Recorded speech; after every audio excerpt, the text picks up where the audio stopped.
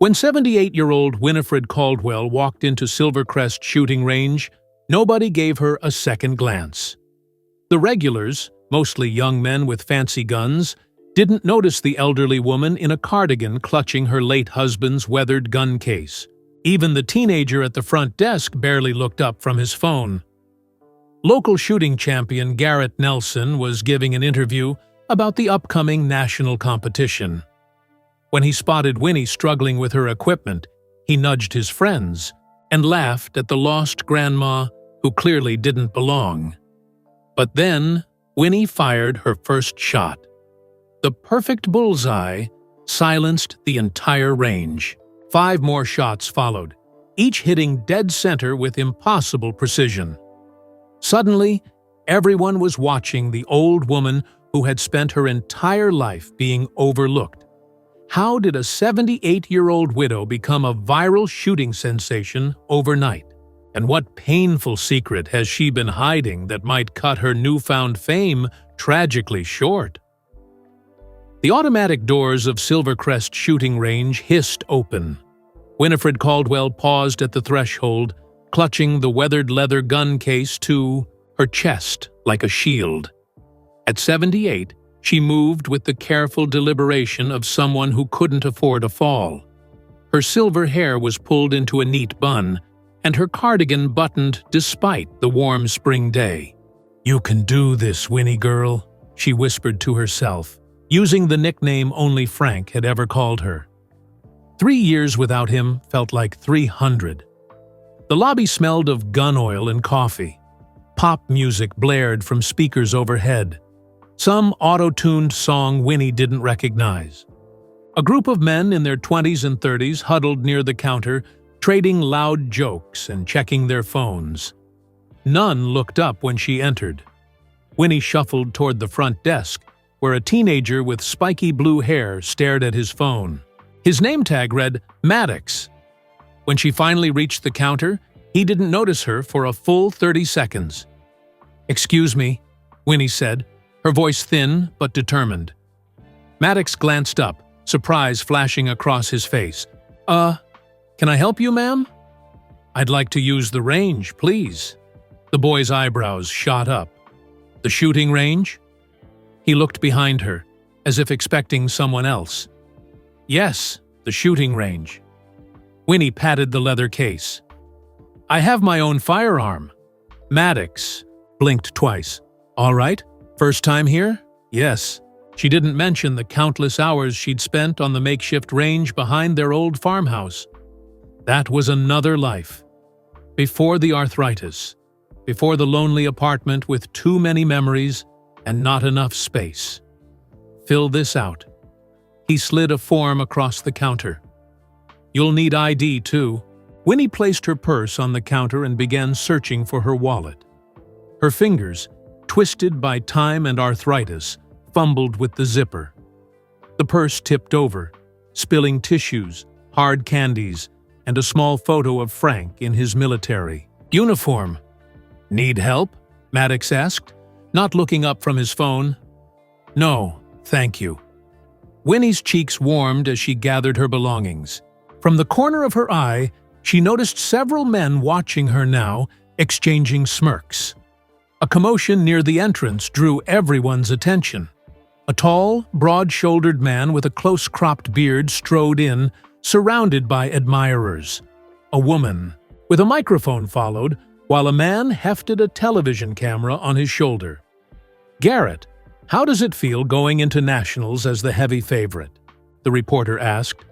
The man, Garrett, flashed a confident smile. "I've put in the work. Nobody in the state can touch my scores, and I plan to show the country the same thing next week." "And what about Elon Musk's announcement that he'll be attending? His new sports sponsorship initiative could mean big things for the winner." Garrett nodded, his smile widening. "I've already been in talks with his people. Between us, I think he's coming specifically to see me shoot." The reporter laughed appreciatively. Winnie returned to her form, trying to be invisible as she finally found her driver's license with trembling fingers. "That'll be $30 for a day pass," Maddox said when she finished the paperwork. Winnie counted out exact change from her coin purse while Maddox tapped his fingers impatiently on the counter. "Lane 15 is open," he said, handing her a pair of orange ear protectors. "You know how to use these, right?" Before she could answer, a booming voice called from behind her. "Yo, Maddox! Lane set up for the interview?" It was Garrett, the local. "Champion, all set in lane 1, Maddox replied with sudden enthusiasm. Garrett nodded, then noticed Winnie. His eyes dropped to her gun case, then up to her face. He nudged his friend and whispered something. They both chuckled. Winnie gripped the counter, steadying herself. Frank's voice echoed in her memory. "Don't you let 'em see you sweat, Winnie girl." Clutching her ear protectors, Winnie made her way toward the range door. Her sensible shoes squeaked against the polished floor. The door was heavier than expected, and she struggled to pull it open while balancing her gun case. "Grandma got lost on her way to bingo," she overheard Garrett say, followed by more laughter. Inside the range, the sound of gunfire made her flinch despite expecting it. Through her thick glasses, she squinted at the row of lanes stretching before her. Young men with serious expressions fired at paper targets. A few women in tactical gear adjusted their stances between shots. Lane 15 was at the far end. Winnie's hip ached by the time she reached it, a reminder of last winter's fall. She placed Frank's gun case carefully on the small table and lowered herself onto the stool. The case's leather was cracked in places, the brass buckles tarnished. Frank had carried it home from every competition for 40 years. Winnie ran her fingers over his initials, FRC, burned into the corner. "I miss you, old man," she whispered. Behind her, the door opened again. The TV crew and Garrett entered, heading straight for lane 1. The camera lights illuminated him like a movie star as he smoothly assembled his competition pistol, explaining each component to the reporter. "This custom grip costs more than most people's monthly rent," he said, loudly enough for everyone to hear. Winnie turned back to her own lane. She opened the case with reverence, revealing the Colt 45 nestled in faded velvet. Not fancy like Garrett's gun, but reliable. Frank had insisted on teaching her to shoot it properly. "A gun is only as good as the person holding it," he'd always said. She lifted it carefully, feeling its familiar weight. 3 years had passed since she'd held it last, the day after Frank's funeral, when she'd carefully cleaned and stored it before moving to the small apartment that didn't permit firearms. Now it was just her and Mr. Whiskers, her orange tabby, in a place that never quite felt like home. A burst of laughter erupted from lane 1.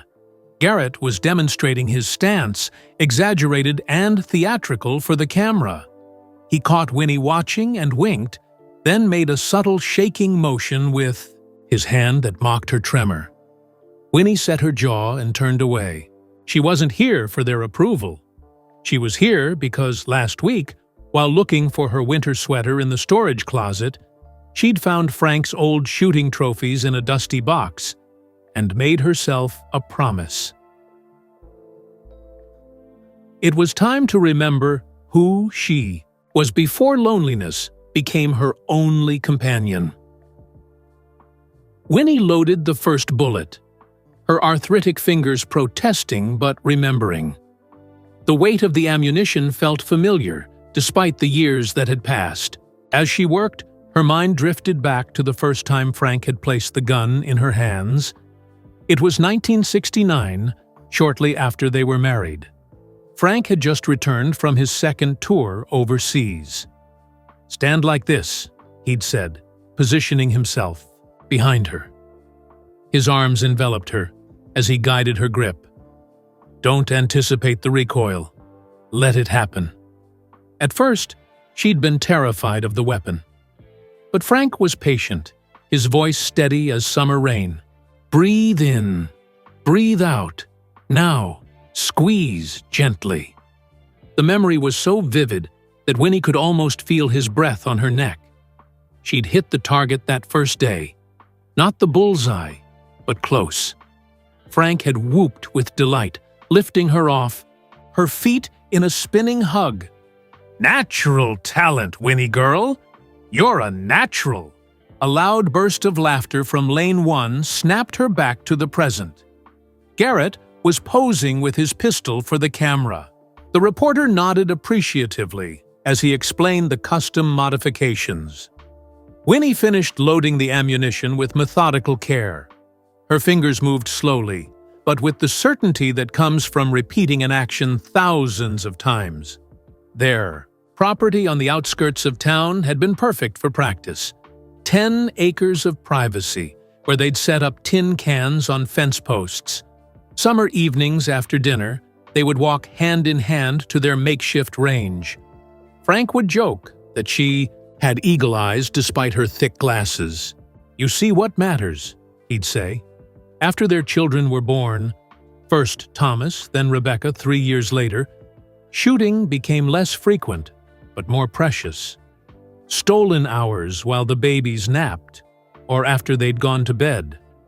As the kids grew older, Frank taught them too, but it was never the same as those quiet evenings alone with Winnie. She blinked hard, forcing away the tears that threatened.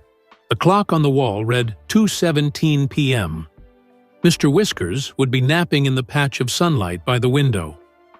Her apartment would be silent, except for the occasional rumble of the refrigerator. 3 years ago, after the funeral, she'd sold their house. Too many stairs, too much yard, too many memories in every corner. The little apartment near the senior center made sense on paper. But no place had felt like home since. The day the movers came, she'd buried a small wooden box in the backyard. Inside were hundreds of flattened tin cans, each with a perfect hole through the center. Her private trophies. She couldn't bear to throw them away, but she couldn't explain them to anyone either.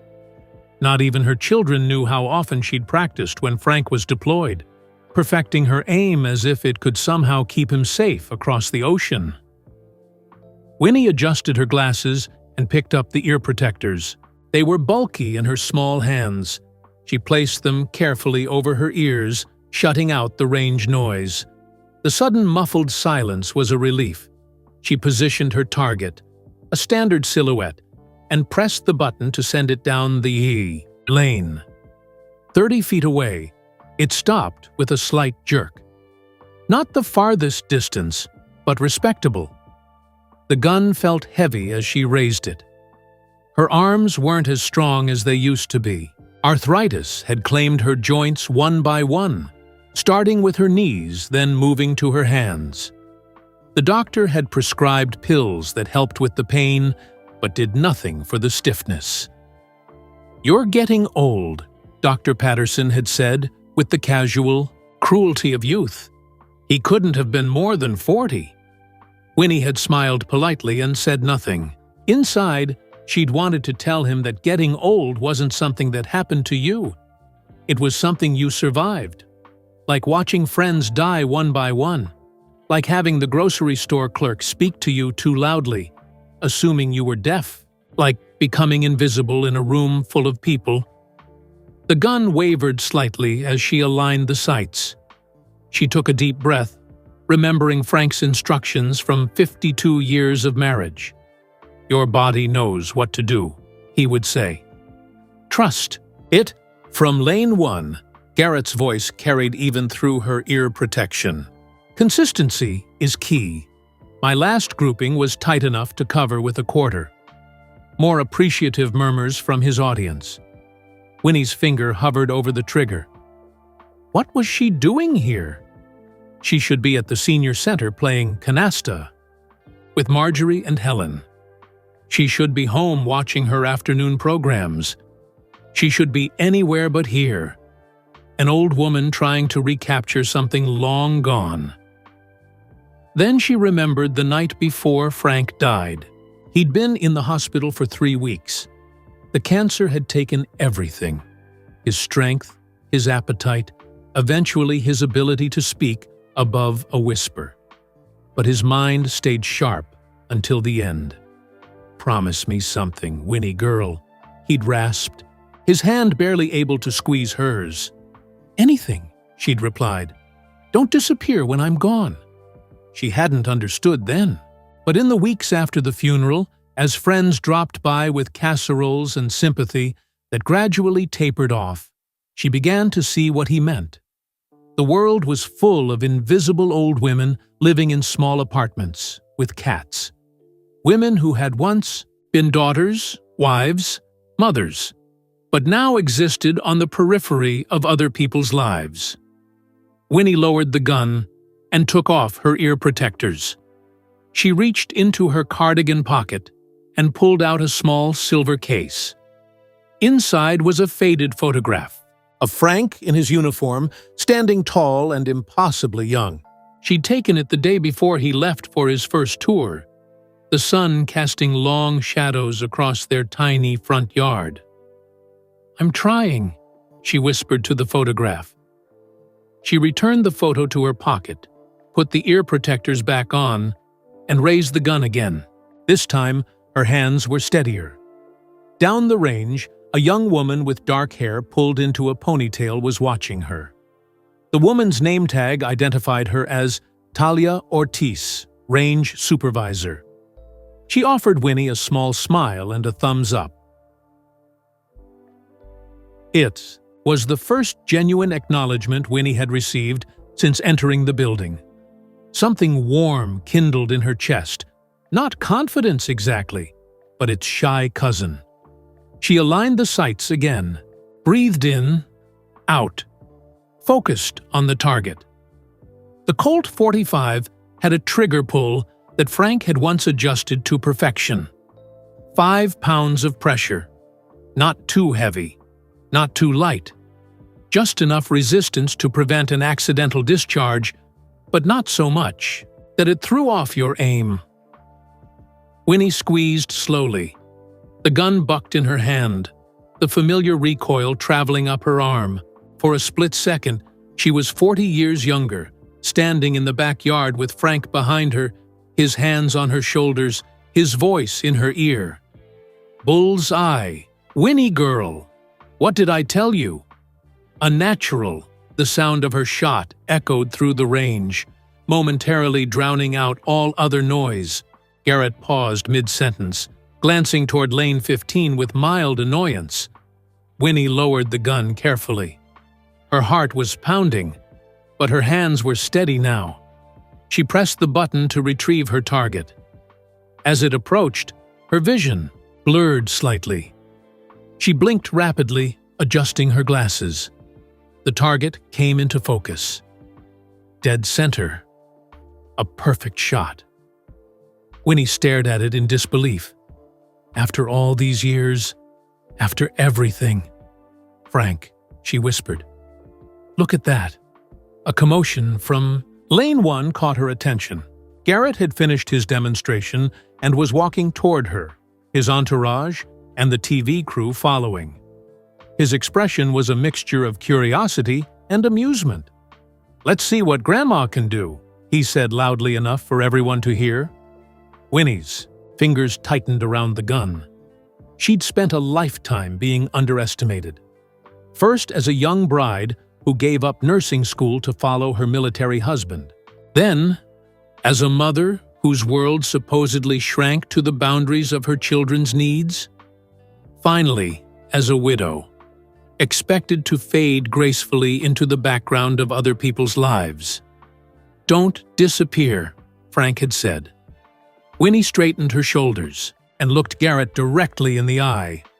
"My name," she said clearly, "is Winifred Caldwell." And she raised the gun for her second shot. "Whoa there, Mrs. Caldwell," Garrett said, stepping into her lane. "Let me give you some pointers first. That was probably just beginner's luck." His voice had the fake kindness people often used with children and the elderly, loud and slow, as if volume equaled understanding. "I've been shooting since before you were born, young man," Winnie replied quietly. Garrett laughed and looked back at his friends. "Hey guys, Grandma says she's an old pro." This sent a ripple of snickers through the small crowd that had gathered. "Your stance is all wrong," Garrett continued. He mimicked her posture with exaggerated shakiness, his hands trembling in cruel imitation of her arthritis. "You'll hurt yourself holding it like that." Heat rose in Winnie's cheeks. She lowered the gun slightly, conscious of the many eyes watching her. "Maybe she got lost on the way to her knitting circle," one of Garrett's friends called out. "The senior center is across town, ma'am." The laughter grew louder. The TV reporter smiled uncomfortably, but said nothing. The cameraman had stopped, filming, but watched with interest. "I know where I am," Winnie said, her voice steadier than her pride. "Let me show you how it's done." Garrett reached for her gun. "That's enough." A firm voice cut through the laughter. Talia Ortiz stepped between Garrett and Winnie, her dark ponytail swinging. Though shorter than Garrett by nearly a foot, her presence commanded attention. "You know the rules, Nelson. No entering another shooter's lane without permission." Garrett raised his hands in mock surrender. "Just trying to help, Talia. Don't want anyone getting hurt." "Mrs. Caldwell seems perfectly capable to me." Talia turned to Winnie, her voice softening. "Are you familiar with our safety protocols, ma'am?" Winnie nodded. "My husband was very thorough about gun safety." "Good." Talia gestured to Winnie's ear protection, which had slipped slightly. "Make sure these are secure. Range rules require eye protection, too. Do you have glasses?" Winnie tapped her thick prescription lenses. "Been wearing these since 1986. A small smile crept across Talia's face. "Those'll work fine." She glanced at the target Winnie had just brought back. Her eyebrows raised slightly at the perfect center shot, but she made no comment. "First time at our range?" Talia asked. "First time at any indoor range," Winnie admitted. "Frank, my husband, he preferred open spaces. If you need anything, I'm right over there." Talia pointed to a small desk near the entrance. Garrett cleared his throat loudly. "If we're done with the VIP treatment for the newcomer, some of us have actual training to do." "Then I suggest you get back to it," Talia replied coolly. Garrett's eyes narrowed, but he backed away. "Good luck, Grandma," he called over his shoulder. "Try not to shoot yourself in the foot." His friends laughed on cue as they followed him back to his lane. The TV crew trailed behind, the reporter already asking Garrett about his preparation for nationals. "Don't mind them," Talia said quietly. "Garrett's usually not that bad, but the camera crew has him showing off. I've met his type before," Winnie said. "My Frank would say he's all hat and no cattle." Talia laughed, a genuine sound that crinkled the corners of her eyes. "You need anything else?" Winnie hesitated, then shook her head. "I think I'll be fine, dear. Thank you. My pleasure." Talia gave her a small nod before walking back to her desk. Alone again, Winnie turned to face her target. She could feel Garrett and his friends stealing glances at her from lane 1, waiting for her to fail. The TV camera occasionally swung in her direction, as if sensing a potential side story. She thought of all the times she'd been dismissed over the years. The bank manager who insisted on speaking to Frank about their mortgage, the car salesman who ignored her questions, the doctor who discussed her symptoms with her son as if she weren't in the room. Winnie squared her shoulders and checked her ear protection. Her fingers wrapped around the grip of Frank's Colt 45 with practiced familiarity. The first shot might have been luck, as Garrett suggested, or muscle memory from years gone by. But Frank had always said there was no such thing as luck in shooting, only skill and preparation. She raised the gun, sighting down the barrel at the fresh target she'd just sent down the lane. Her arms weren't as strong as they once were. They trembled slightly with the effort of holding the heavy pistol steady. "Breathe, Winnie," she whispered to herself. In her mind, she heard Frank's voice as clearly as if he stood beside her. "You don't shoot with your hand or your eye. You shoot with your mind." She inhaled slowly, held it for 2 seconds, then began to exhale. At the midpoint of her breath, she squeezed the trigger. The recoil was familiar, almost comforting in its consistency. Physics didn't care if you were young or old, celebrated or ignored. The gun responded the same. Winnie fired again, and again. 5 shots in total, each one following the rhythm Frank had taught her. Breathe in, hold. Begin, exhale. Squeeze. When she finished, the range had grown oddly quiet. She pressed the button to retrieve her target, aware of eyes watching from every lane. As the paper silhouette made its way toward her, Winnie permitted herself a small, private smile. Whatever happened next, she had kept her promise to Frank. She hadn't disappeared. The target arrived in front of Winnie, moving steadily along the mechanical track. As it came into focus, she allowed herself a moment to inspect her work. 5 holes, clustered tightly in the center. Not quite touching, but close enough that a quarter could cover them all. The kind of grouping that took years of practice. The kind of grouping that told a story she'd never shared. Winnie carefully removed the target and folded it, tucking it into her cardigan pocket, before anyone could get a good look. She didn't need their validation. The paper was for her alone, proof that some things time couldn't take. She reloaded methodically, letting her mind drift back to the secret she'd kept, even from Frank. It had started during his first deployment in 1970. The nights were the hardest. Lying, awake in their empty bed, jumping at every sound, dreading every unexpected knock at the door. One particularly bad night, after receiving a letter describing a close call his unit had experienced, Winnie had gone to the locked cabinet, retrieved Frank's Colt, and walked out to their makeshift range under the full moon. That night, she'd fired until her arms ached and her ears rang, tears streaming down her face. When dawn broke, she surveyed the tin cans she'd obliterated and felt something unexpected: control. In a world where her husband's safety lay in the hands of fate and foreign powers, she had found one small thing she could master. After that, she practiced 3 times a week while Frank was away. She never told him how much she'd improved. Somehow, it felt like a spell that might be broken if spoken aloud, as if admitting her skill might jinx his safe return. When he came home and marveled at how she'd maintained her abilities, she smiled and said she'd had a good teacher. She let him believe he was still the better shot, though by his 3rd tour, she could consistently outshoot him on their weekend practices. It became her sacred secret. Through Thomas's birth, Rebecca's difficult delivery, the move to the bigger house, Frank's knee surgery, through it all, Winnie kept her private ritual.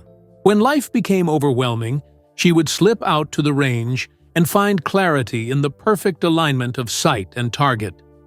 Over the decades, she'd collected those tin cans with perfect center holes. The wooden box buried in the backyard of their old home contained nearly 1,000 of them, a strange diary marking every crisis, every fear, every triumph she'd faced in silence. "Mrs. Caldwell?" Winnie startled, pulled from her memories. Talia stood beside her lane, a puzzled expression on her face. "Sorry to disturb you, but we had some complaints about a delay. The range is getting busy." Talia's eyes dropped to the pistol, now reloaded. "Do you need any assistance?" "No, dear. Just wool gathering." Winnie smiled apologetically. Old people tend to get lost in the past. Talia returned the smile but lingered, her gaze curious. I couldn't help noticing your first target. That was impressive shooting. Winnie felt a flush of pleasure but kept her expression neutral. Like, riding a bicycle, I suppose. How long did you say you've been shooting? I didn't, Winnie replied. But Frank taught me in 1969, and we practiced most weekends until his health declined. 55 years, Talia calculated aloud.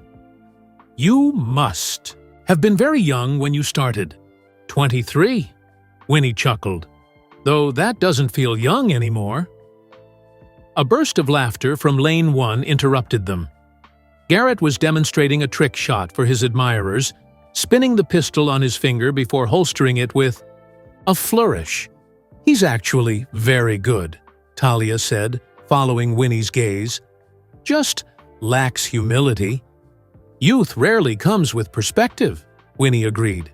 She thought of herself at Garrett's age, how certain she'd been about everything, how little she'd understood about what really mattered. I'll let you get back to it. Talia gestured to the waiting line. As the range supervisor walked away, Winnie prepared her next target. She'd planned to shoot for an hour, then go home to feed Mr. Whiskers and watch her afternoon shows. But now, a small, defiant flame flickered inside her. She wanted to stay longer. She wanted to remember what it felt like to be good at something. Really good. After years of feeling increasingly useless. Last Tuesday, she'd dropped a glass in the kitchen. It had slipped from her arthritic fingers and shattered on the linoleum. Such a small thing, but she'd sat down on the floor amid the broken pieces and cried. Not for the glass, but for all the little defeats that came with aging.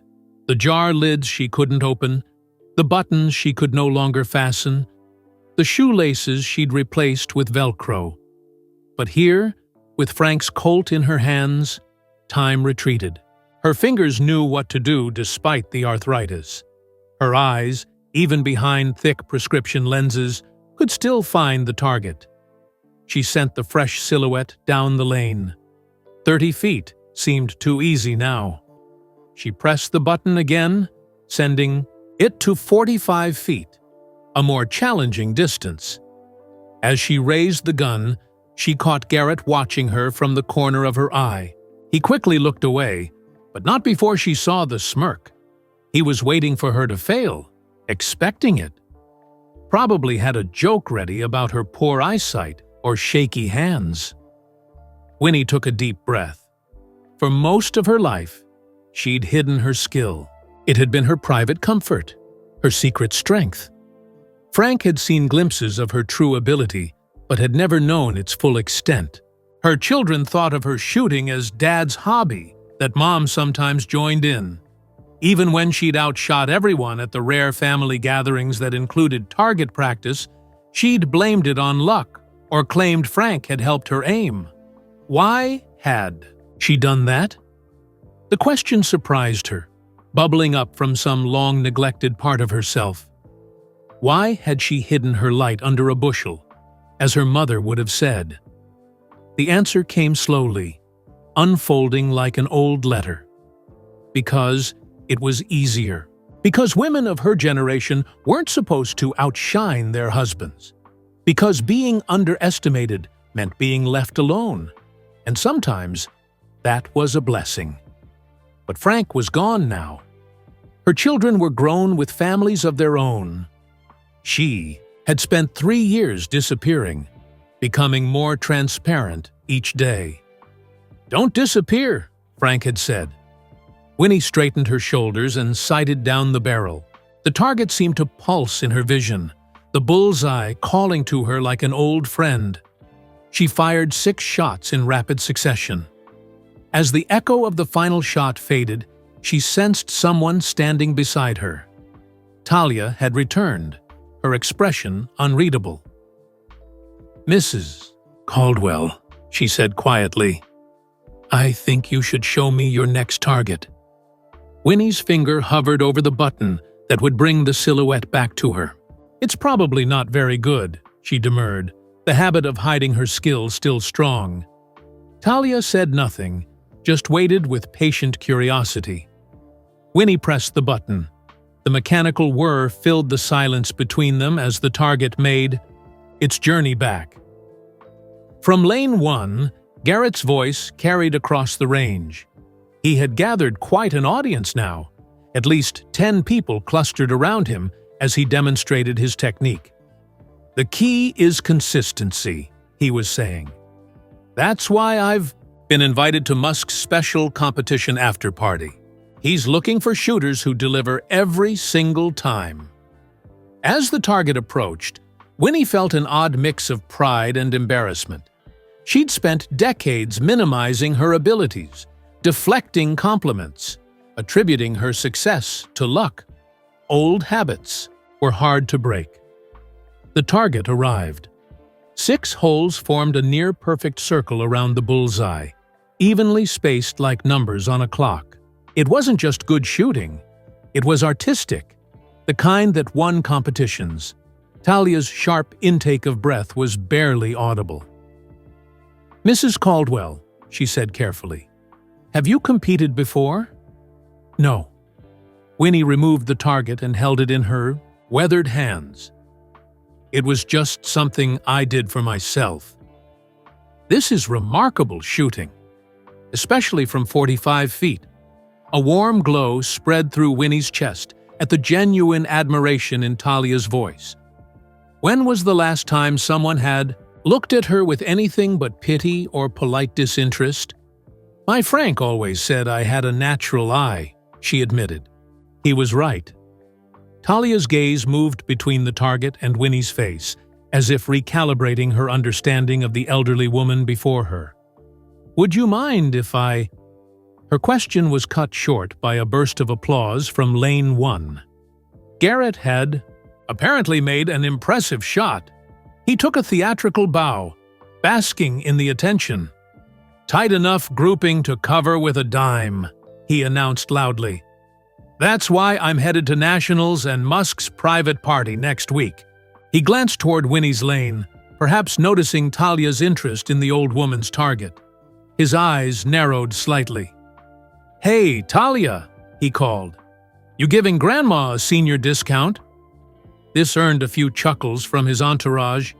Talia's expression hardened.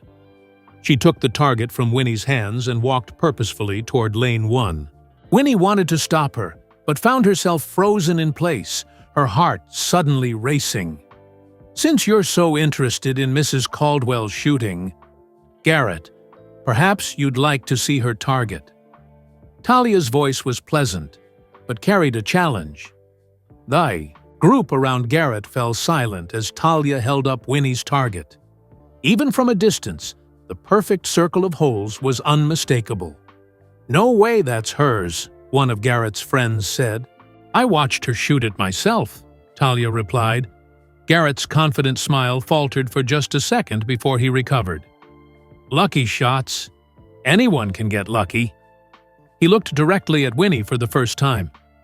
"No offense, ma'am. None taken." "Winnie," replied softly. Her hands trembled slightly, but not from age. From something she hadn't felt in years, the thrill of being seen. A murmur spread through the other lanes as more shooters became aware of the exchange. The TV reporter, who had been packing up equipment, paused with sudden interest. "This isn't luck," Talia insisted, still holding the target. "This is skill." Garrett's jaw tightened. "One good target doesn't make someone a marksman." "You're right," Talia agreed. "So perhaps Mrs. Caldwell would be willing to demonstrate again?" All eyes turned to Winnie. She stood in lane 15, suddenly the center of attention in a way she hadn't been for decades. Part of her wanted to refuse, to retreat back into the comfortable invisibility of old age. It would be easier, safer. But Frank's voice echoed in her memory. "Don't disappear, Winnie girl." She nodded once. The range fell oddly silent as Winnie sent a fresh target down the lane. This time, she pressed the button to send it all the way to 60 feet, the maximum distance. "That's pretty far for a .45, someone commented. "Especially for a beginner," another voice added. Winnie ignored them. She checked her ear protection, adjusted her glasses, and raised the gun. The weight pulled at her shoulders, but she held it steady. Breathe in. Hold. Begin to exhale. Squeeze. The first shot cracked through the silence. Without pausing, she fired again. And again. 5 shots total, each one following the rhythm Frank had taught her so many years ago. When she finished, she carefully lowered the gun and placed it on the counter. The silence that followed was absolute. Even Garrett seemed to be holding his breath. Winnie pressed the button to retrieve the target. As it approached, she kept her eyes fixed on it, ignoring the crowd that had now gathered around her lane. "No way," someone whispered. The target arrived. 5 holes, clustered so tightly in the center that they formed a single ragged opening. "Holy shit," Garrett said, forgetting his manners. The TV cameraman had retrieved his equipment and was now filming. The reporter pushed forward. "Ma'am, that was incredible shooting. Would you mind telling us your name?" Winnie blinked at the camera, momentarily flustered. "Winifred Caldwell.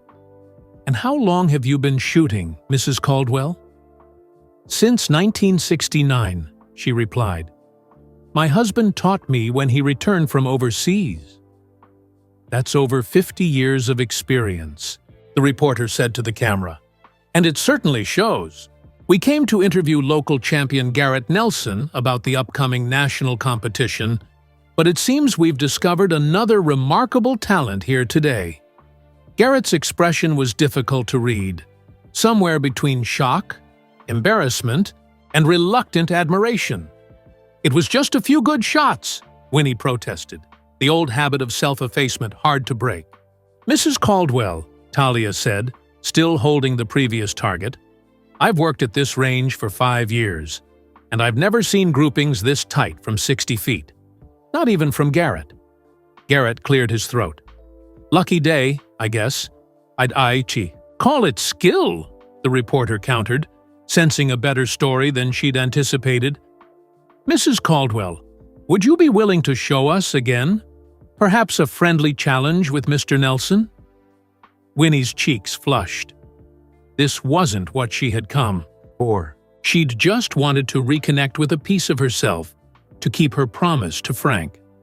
Not to become a spectacle. But as she looked around at the faces watching her, some skeptical, some amazed, none dismissive, she felt something shift inside her. The invisibility that had wrapped around her these past 3 years seemed to be peeling away. "I suppose I could shoot one more target," she said quietly. Garrett's confident smile returned, but it didn't quite reach his eyes. "Well, if Grandma wants to play, I'm game." He stepped forward, extending his hand. "May the best shooter win." Winnie looked at his offered hand for a moment before shaking it. His grip was firm, slightly too tight, the handshake of someone with something to prove. "Yes," she agreed. "May the best shooter win." The impromptu competition drew everyone at Silvercrest Shooting Range. Even Maddox abandoned his post at the front desk to watch. The TV crew, which had been packing up, was now fully re-engaged, the reporter whispering excited instructions to her cameraman. "We need rules," Garrett announced, taking charge. 5 shots each at 30 feet, then 5 at 45, and finally 5 at 60. Best overall grouping wins. "Seems fair," Talia said, looking to Winnie for confirmation. Winnie nodded, though her shoulder was already aching from holding the gun. She wasn't used to extended shooting sessions anymore. At home, on the days when her arthritis wasn't too bad, she would sometimes make a fist and release it, over and over, imagining the weight of Frank's Colt in her hand. "Ladies first," Garrett said with an exaggerated bow. "Age before beauty," Winnie countered with a small smile, gesturing for him to go first. A ripple of appreciative laughter moved through the crowd. Garrett's eyes widened slightly, perhaps surprised that the quiet old woman had a streak of sass. Fair enough.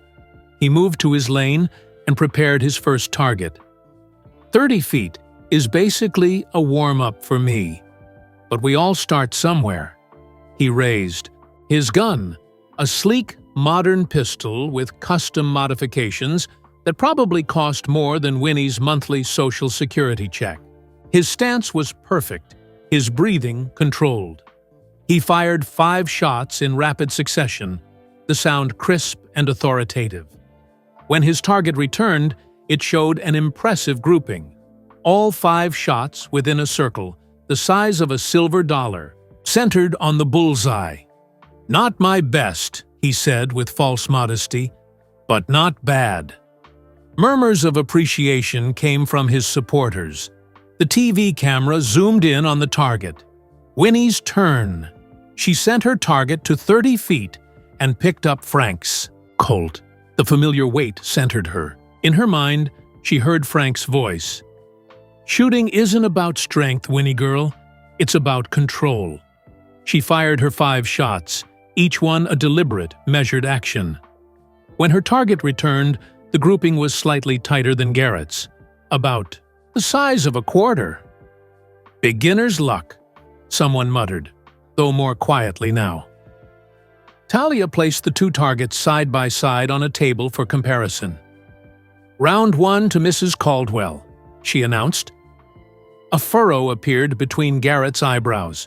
"We've got 2 more rounds," he said, his voice tighter than before. The second round at 45 feet followed the same pattern. Garrett shot well, very well, but Winnie's grouping was marginally better. The crowd grew larger as word spread through the range. Even shooters who had finished their sessions stayed to watch. "Final round," Talia announced. 60 feet. Garrett went first again. This time, he took longer to set up his shot, adjusting his stance repeatedly. A bead of sweat tracked down his temple, despite the range's air conditioning. The pressure was getting to him. His first shot hit dead center. His second was slightly off. By his 5th shot, his grouping had expanded to about the size of a golf ball. Still impressive at that distance, but not as tight as his earlier work. He returned 2, the observers trying to appear nonchalant. "Let's see what Grandma can do." Winnie approached her lane for the final round. Her arms were definitely tired now, and a familiar ache had settled into her right shoulder. Age had its limitations, but as she raised the gun, something unexpected happened. The years fell away. She wasn't 78 anymore, struggling with arthritis and loneliness. She was 30 again. Standing in the backyard of their first small house, Frank's arms around her as he guided her aim. She was 45, sending Thomas off to college with a care package and a heart full of pride. She was 60, dancing with Frank at their 40th anniversary party, his knee already troubling him, but his smile as bright as ever. She was every age she had ever been, all at once. Winnie raised the gun and sighted down the barrel. Her first shot missed the target completely. A collective gasp rose from the crowd, followed by uncomfortable murmurs. Garrett's supporters exchanged knowing looks. The momentary magic broken, reality reasserted itself. An old woman trying to compete with a champion. "It's okay, Mrs. Caldwell," Talia said gently. "No pressure." But there was pressure. Winnie could feel it bearing down on her. Not just the eyes watching, but the weight of all those years spent hiding her light. All those perfect shots no one had seen. All those times she'd deliberately missed to keep from overshadowing someone else. Her hands trembled, not with age but with emotion. Her eyes filled with unexpected tears that blurred her vision. She lowered the gun slightly. "Take your time," Talia encouraged. Winnie blinked away the tears and took a deep breath. In her mind, she heard Frank's voice again, not from their shooting lessons, but from his hospital bed 3 years ago. "You've always been the strong one, Winnie girl," he'd whispered. "Always." She raised the gun again and focused on her breathing. In. Hold. Begin to exhale. Squeeze. Her second shot hit the target. So did her third, fourth, and fifth. When the target returned, the final 4 shots formed a tight diamond in the center. But that first shot, the one that had missed completely, was nowhere to be seen. "I'm sorry," Winnie said, genuinely disappointed in herself. "I guess my arms got tired."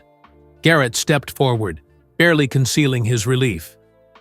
"Not bad for your age, Mrs. Caldwell. Really, you should be proud." The crowd began to disperse, the brief excitement fading. The TV crew looked disappointed at the anticlimactic ending, but Talia was staring at something on the floor near Winnie's lane. She bent down and picked it up, a small circle of paper. "Mrs. Caldwell," she said slowly, holding up the scrap, "I think I found your first shot." "Where was it?" Winnie asked, confused. "It went through the hole made by your second shot, and your third, and your fourth, and your fifth." Talia's voice rose with each word. "You put 5 bullets through the same hole." A stunned silence fell over the range. Even Garrett looked speechless. "That's not possible," someone finally said. "At 60 feet?" another added. "With a standard pistol?" Talia held up the small circle of paper for everyone to see. "The evidence is right here." The TV cameraman pushed forward, capturing footage of the paper scrap and the single, slightly ragged hole in Winnie's target. "I've been shooting competitively for 12 years, Garrett said slowly, his eyes fixed on the target. "I've never seen anyone do that." Winnie stood quietly, her hands folded in front of her. The attention made her uncomfortable, but there was something else beneath the discomfort. A feeling she'd almost forgotten. Pride. "Where did you learn to shoot like that, Mrs. Caldwell?" the reporter asked, microphone extended. Winnie cleared her throat. "My husband was my teacher, but I practiced quite a lot on my own over the years." "Quite a lot is an understatement," Talia said. "This kind of accuracy takes thousands of hours of practice." "Well," Winnie admitted, "when you've been alive for 78 years, you have time for quite a few things." This earned appreciative laughter from the crowd. The tension broke, and people began talking all at once, examining the target, speculating about the odds of such a shot. A silver-haired man in a pressed button-down shirt pushed through the crowd. He wore no name tag but carried himself with military bearing. "Excuse me," he said, approaching Winnie. "I couldn't help noticing your shooting. Mind if I ask your husband's name?" "Frank Caldwell," Winnie replied. "Frank Robert Caldwell." The man's eyes widened. "You're Frank Caldwell's widow? I thought you looked familiar." Winnie studied him, trying to place the face. "I'm sorry, have we met?" "Colonel Jackson Hayes, ma'am. Retired now. I served with Frank in the 82nd Airborne, 1975 to 1978. He extended his hand, and Winnie shook it. He had a picture of you on his desk. Talked about you all the time. A warm feeling spread through Winnie's chest. "You knew my Frank?" "Yes, ma'am. He was an exceptional marksman. One of the best I ever saw." The colonel glanced at her target. "Though it seems he might have met his match at home." Winnie blushed at the compliment. "Frank was always better than me." Colonel Hayes raised an eyebrow. With all due respect, Mrs. Caldwell, I doubt that. What I just witnessed would have won any competition in the country. The reporter, sensing the human interest angle deepening, moved closer. So Mr. Caldwell was a military marksman? One of the finest, Colonel Hayes confirmed. He was considered for the Olympic team before his knee injury in '79. Garrett, who had been suspiciously examining Winnie's target, rejoined the conversation. Olympic team? Seriously? Absolutely, the colonel said. And between us, he lowered his voice conspiratorially, though still loud enough for everyone to hear. Frank always claimed his wife was the better shot.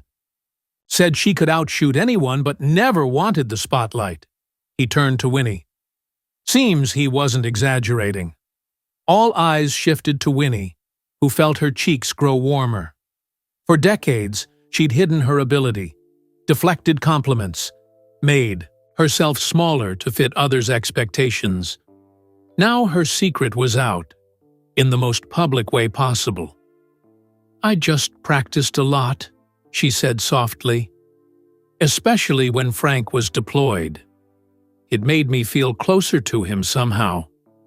Colonel Hayes nodded understanding. Military spouses carry a special kind of burden. Some turn to prayer, some to work.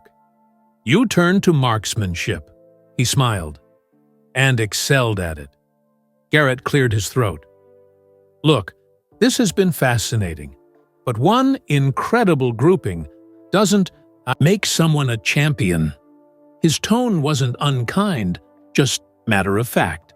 Competition shooting involves consistency, performing under pressure, different positions, rapid-fire sequences. Would you like to continue the challenge? Winnie interrupted, surprising herself as much as everyone else. Garrett blinked. Excuse me? The challenge, Winnie repeated. Different positions, rapid fire, whatever you'd like. She didn't know where this sudden boldness came from. Perhaps it was Colonel Hayes's presence, a living connection to Frank. Perhaps it was simply time to stop hiding. Mrs. Caldwell, Talia said carefully, are you sure? You mentioned your arms were getting tired. It was true. Winnie's shoulder ached, and her fingers were stiffer than usual. Age and arthritis were realities she couldn't ignore. But something had awakened in her, something that had been dormant for too long. I'm sure, she said firmly. A slow smile spread across Garrett's face. Not the condescending smirk from earlier, but something approaching genuine respect. All right, Mrs. Caldwell, you're on. What followed was unlike anything Silvercrest shooting range had ever seen. Talia quickly organized a series of challenges: strong hand only, weak hand only, seated position, speed drills. The TV crew filmed everything, the reporter providing running commentary. Winnie missed some shots. Her weak hand wasn't as steady as it once was, and the speed drills clearly favored Garrett's youth and training. But for every missed shot, she compensated with moments of such extraordinary precision that even Garrett looked impressed. A small crowd had gathered around Colonel Hayes, who was sharing stories about Frank's military days.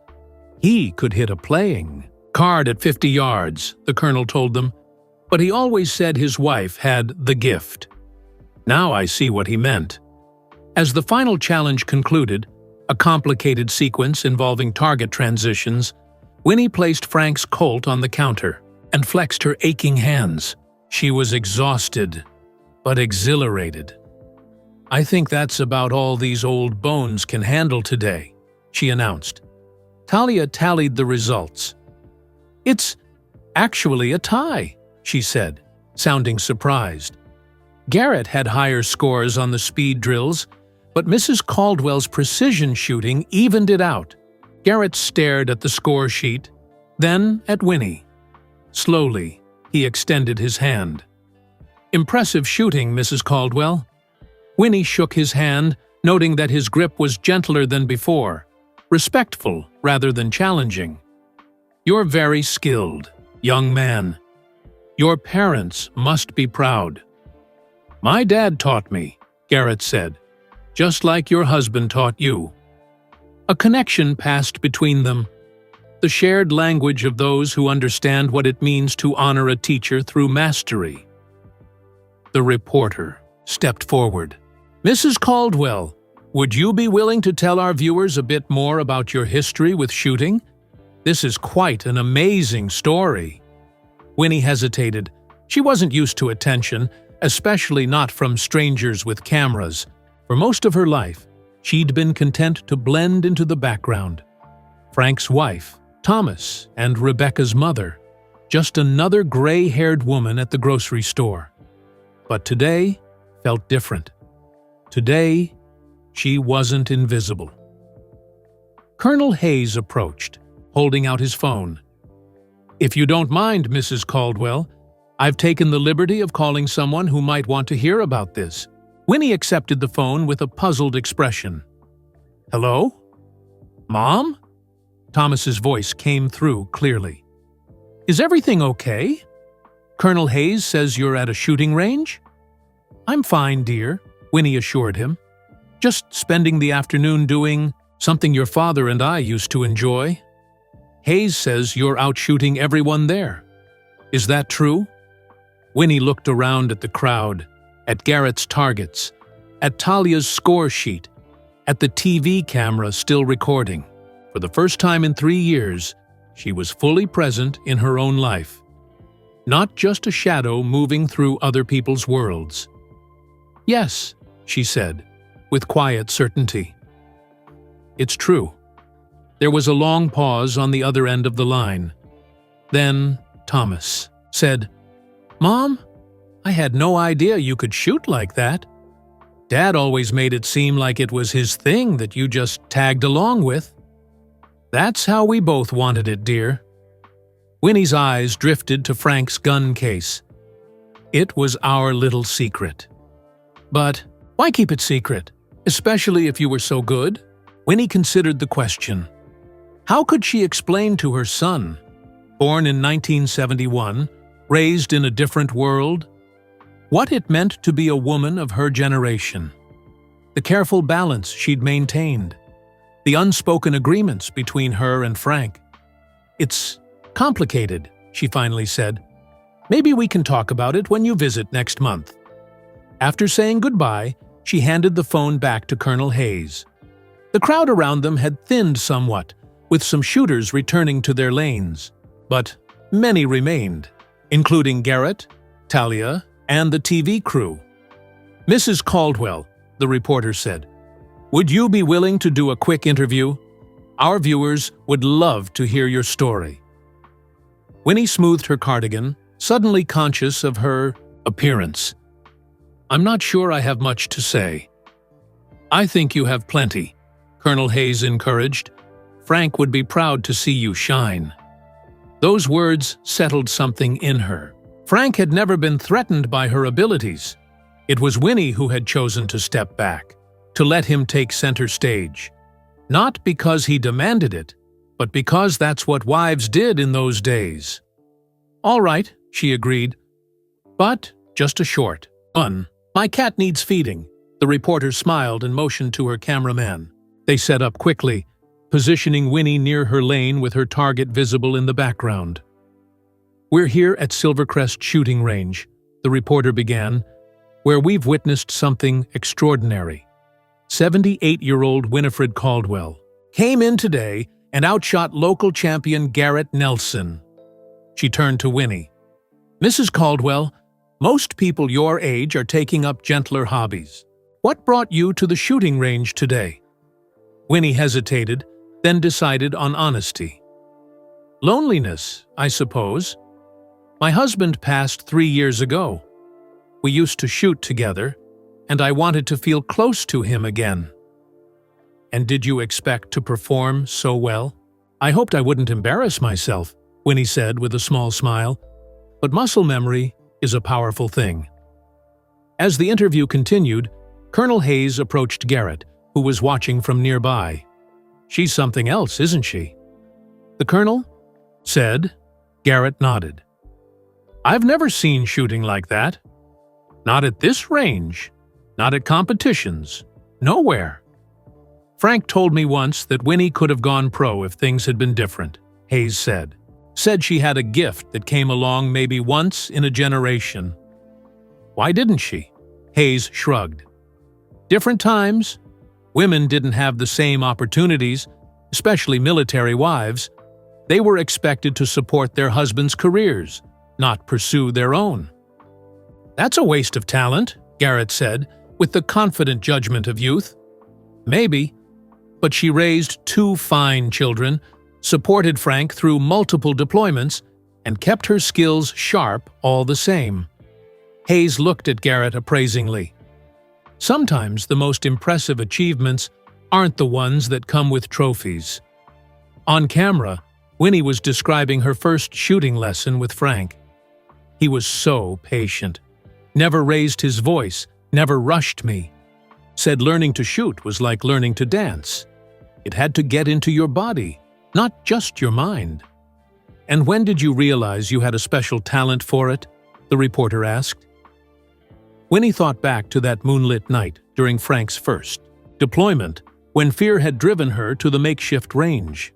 "I think I always knew, but it became important to me during the years my husband was overseas. It was my way of coping with worry." Colonel Hayes mentioned that your husband was considered for the Olympic team. "Did you ever consider competitive? Shooting yourself?" "No," Winnie said simply. "That wasn't really an option for women like me back then. Besides, Frank's career kept us moving. North Carolina, Georgia, Germany for a while. Not conducive to training schedules." The reporter seemed to sense there was more to the story. "Do you regret not pursuing it?" Winnie looked past the camera, her gaze distant. "Regret is a luxury of youth. When you get to my age, you understand that every life is full of roads not taken. I chose my road, and it led me to a wonderful husband, 2 children, 5 grandchildren. No regrets there." As the interview concluded, Talia approached with a stack of papers. "Mrs. Caldwell, several of our members have asked if you might be willing to give some pointers. Maybe even a regular session for seniors interested in learning to shoot?" Winnie blinked in surprise. "Me? Teach? You have a lifetime of experience," Talia pointed out. "And frankly, you just put 5 bullets through the same hole at 60 feet. That qualifies you pretty well." Before Winnie could respond, Garrett joined them. "I'd sign up," he said. "There's clearly some technique you're using that I haven't seen before." Winnie looked between them, momentarily at a loss for words. For over 50 years, she'd kept her light hidden, content to be known as Frank's supportive wife, who occasionally joined him at the range. Now, in the space of a few hours, strangers were asking for her guidance. "I'll think about it," she finally said. "Today has been rather overwhelming." As the crowd dispersed and Winnie began packing up Frank's gun, Colonel Hayes lingered nearby. When they were relatively alone, he spoke in a lower voice. "There's something Frank told me once, after a few too many beers at the officers' club. Said it was his biggest regret." Winnie paused, looking up at him. "What was that?" He said that, "Back in '68, before you had kids, you received an invitation letter. Olympic Committee wanted you to try out for the women's team." Hayes watched her carefully. "He said you turned it down without telling him why. By the time he found the letter, years later, it was too late." Winnie's hands stilled on the gun. Case. The memory surfaced from where she'd buried it. The official envelope. The stunned disbelief as she read it. The immediate knowledge that she would decline. Frank was just starting his military career. They were planning for children. A wife's duty was clear. "He found it?" she whispered. Hayes nodded. "Said he asked you about it once?" But you changed the subject. He never brought it up again. Figured you had your reasons. But he always wondered. Tears pricked at Winnie's eyes. I didn't want him to feel responsible. He would have insisted I accept.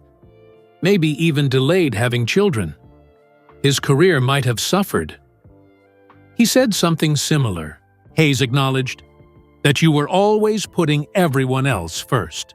But he also said, Hayes cleared his throat, emotion evident in his voice. He said if he could do it all over again, he would have made sure you got your chance to shine. A tear slipped down Winnie's cheek. Frank got his chance. That was enough for both of us. Hayes placed a gentle hand on her shoulder. Maybe it's not too late for yours. Winnie wiped away the tear and finished packing the gun case. At 78, age is just a number, Mrs. Caldwell. You proved that today. Hayes glanced toward Talia, who was speaking with other range members. That young woman's idea about teaching isn't a bad one. Passing on knowledge has its own rewards. As Winnie Faust closed the gun case, her fingers lingered on Frank's initials burned into the leather. For a moment, she could almost feel his presence. Not the frail man from the hospital bed, but the strong, laughing Frank who had loved her completely for 52 years. Don't disappear, he had said. Perhaps it was time to finally step into the light that had been waiting for her all along. Winnie left Silvercrest shooting range with Colonel Hayes's phone number and a promise to call him for coffee. Talia had given her a free month's membership and a tentative schedule for senior shooting classes. Just in case you decide to teach, she'd said with a hopeful smile. Even Garrett had shaken her hand again before she left. Seriously impressive, Mrs. Caldwell, he'd said, with none of his earlier condescension. I've got some techniques to rethink. The entire drive home, Winnie felt oddly light, as if something heavy had lifted from her shoulders. She'd spent decades making herself smaller, hiding her abilities, deflecting praise. The habit was so ingrained she'd barely noticed it anymore. But today, for a few hours, she'd stood in her full stature, and the world hadn't ended. Mr. Whiskers greeted her at the door with his usual mix of annoyance and affection, weaving between her ankles as she made her way to the kitchen. She fed him, made herself a cup of tea, and settled into her recliner to watch the evening news. To her surprise, she was on it. In an unexpected turn of events today, the anchor announced, a 78-year-old woman showed up at Silvercrest shooting range and outperformed local champion Garrett Nelson. Cassidy Weber has the story. The screen switched to footage of Winnie at the range, placing Frank's Colt carefully on the counter. The reporter's voice narrated over the images. Winifred Caldwell came to the range today for a simple reason: to feel closer to her late husband, Frank, a military marksman who passed away 3 years ago. What happened next astonished everyone present. The segment showed clips of her shooting, Colonel Hayes explaining her connection to Frank, and brief snippets of her interview. It ended with a slow-motion shot of Talia holding up the small circle of paper from her 5-in-1 hole shot, the camera panning to the range full of amazed onlookers. The phone rang almost immediately after the segment ended. It was Rebecca, her daughter. "Mom, you're on the news! Why didn't you tell me you were going to a shooting range today?" "I didn't think it was worth mentioning," Winnie said, still watching as the anchor moved on to a story about local traffic. "Not worth mentioning? Mom, they're calling you the senior sharpshooter. Thomas just texted me that his phone is blowing up with friends who saw it." "It was just a bit of shooting, dear." "A bit of shooting? That reporter said you put 5 bullets through the same hole. Is that true?" Winnie sipped her tea. "Apparently so." "Apparently? Mom, did you know you could do that?" "I suppose I did." Yes. Winnie gazed at Frank's photo on the side table. Your father was an excellent teacher. The conversation continued for nearly half an hour, with Rebecca asking questions about when Winnie had learned to shoot, why she'd never shown off her skills at family gatherings, and whether the gun was properly stored. Winnie answered patiently, acknowledging that yes, perhaps she should have been more open about her abilities over the years. I'm coming over tomorrow, Rebecca declared. I want to hear more about this, and I'm bringing the kids. Charlie will flip when he finds out his grandma is a sharpshooter. After they hung up, Winnie sat quietly, processing the day's events. Her peaceful, invisible life had suddenly become visible. It was both unsettling and exhilarating. Her cell phone chimed with a text message notification. It was from Thomas, a link to something called TikTok. Winnie clicked it hesitantly. She wasn't very good with technology. A video loaded, showing Talia from the shooting range. So this happened today, the caption read. The clip showed Winnie firing Frank's Colt, then cut to the reveal of her perfect shooting pattern, followed by Talia holding up the paper scrap from the 5-in-1-hole shot. The view counter at the bottom said 1.2 million. Winnie's hand trembled as she set down the phone. She'd been seen by more people in the last few hours than in her entire life. Another text came through, again from Thomas. Check this out, Mom. This link led to a Twitter page, something Winnie had heard of but never used. At the top was a post from someone called Elon Musk. The senior sharpshooter puts my shooting skills to shame. Looking forward to meeting this remarkable woman at the Nationals. True talent has no expiration date. Below that was a video clip, the same one from the local news, but now with millions of views and thousands of comments. Winnie turned off her phone and sat in the sudden silence of her apartment. Mr. Whiskers jumped onto her lap, purring as she stroked his orange fur. Well, she said to the cat, this wasn't what I expected when I woke up this morning. Mr. Whiskers blinked at her indifferently. The phone began ringing again, the landline this time. Winnie let it go to the answering machine. It was Marjorie, from the senior center. Winnie, pick up. You're all over Facebook. Helen's grandson showed us the video. We had no idea you could shoot like that. Call me back immediately.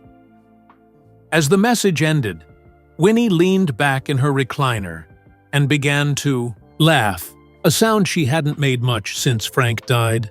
It bubbled up from deep inside her, releasing decades of carefully maintained composure. Mr. Whiskers gave her a concerned look and jumped down from her lap. I'm sorry, she told him, still chuckling. It's just that, after all these years of trying to blend in, I've become an overnight sensation at 78. She wiped away tears of laughter, then grabbed her purse. Inside was the folded target from her first shot at the range, the perfect center hit that had started it all. Beneath it, in the inner pocket, where she kept important things, was Frank's photo. She took it out and looked at his young, smiling face. What do you think of all this, Frank? She asked softly. Your Winnie girl is trending. The next morning arrived with a chorus of chirping birds outside Winnie's window, and a steady stream of phone calls inside. Old friends she hadn't heard from in months called to express amazement. Her bridge club members wanted details. Even Thomas's mother-in-law phoned to say she'd seen the video. By 10 o'clock, Winnie had unplugged the landline and silenced her cell phone. Mr. Whiskers seemed relieved by the quiet as he settled into his favorite sunny spot on the windowsill. Winnie was buttering her toast when a sharp knock came at the door.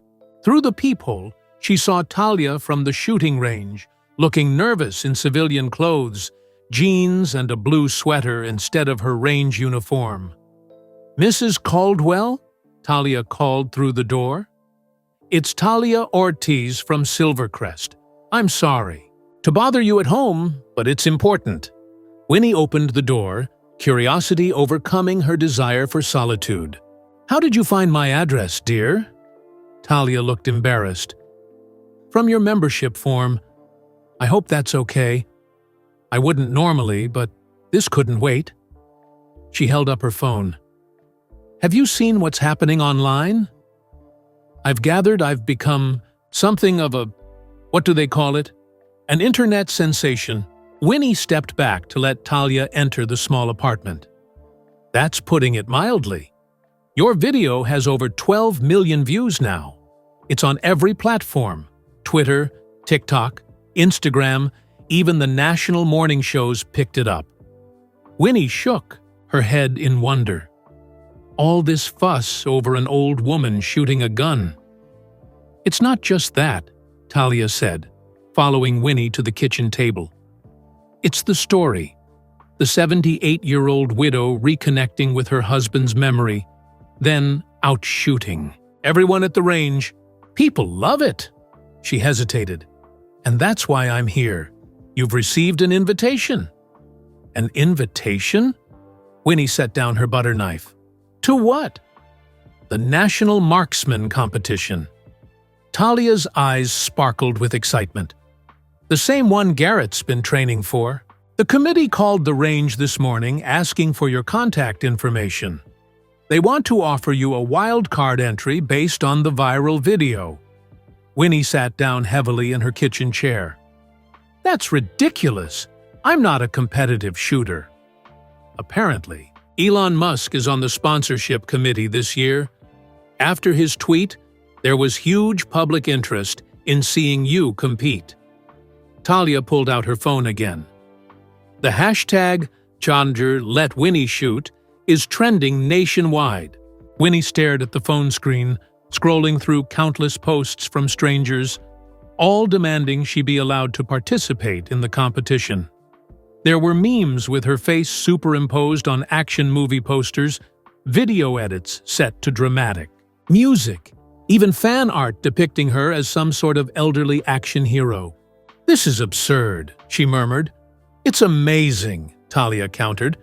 "And the committee agrees. They've officially extended the invitation."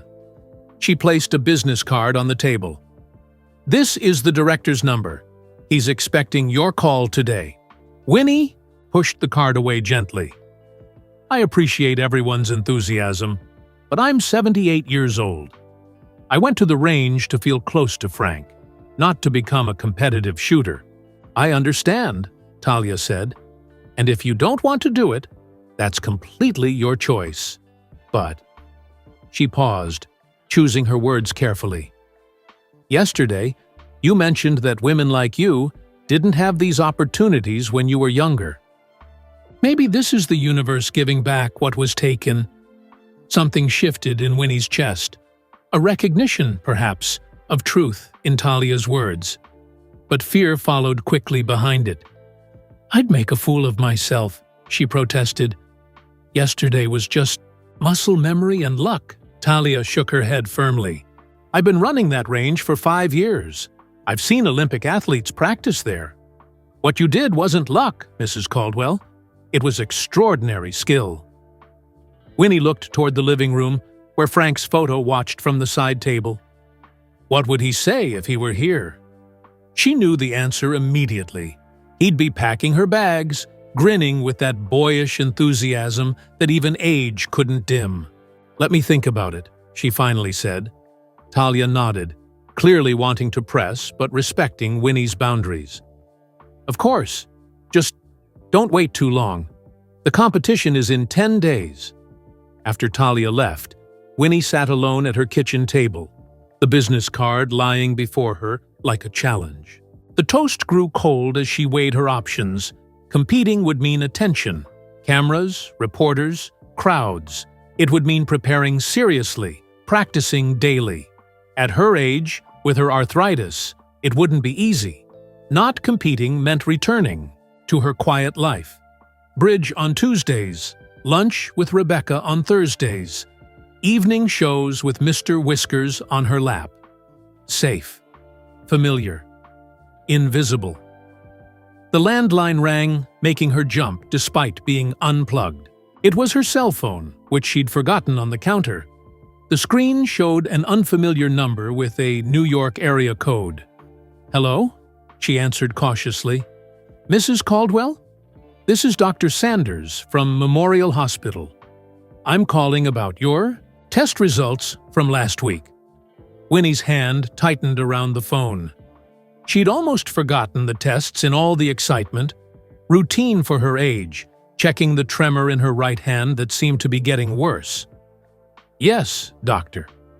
I've reviewed your scans, and I'd like you to come in to discuss the results in person. Would tomorrow morning work for you?" A chill settled in Winnie's stomach. Doctors didn't request in-person meetings for good news. "Is it serious?" she asked quietly. "We should discuss all the options in person, Mrs. Caldwell. But yes, I'm afraid. The initial findings are concerning." After ending the call, Winnie sat perfectly still, processing this new information. Through the window, she could see children playing in the courtyard of her apartment complex, running, laughing, unaware of how precious time was, how quickly it could slip away.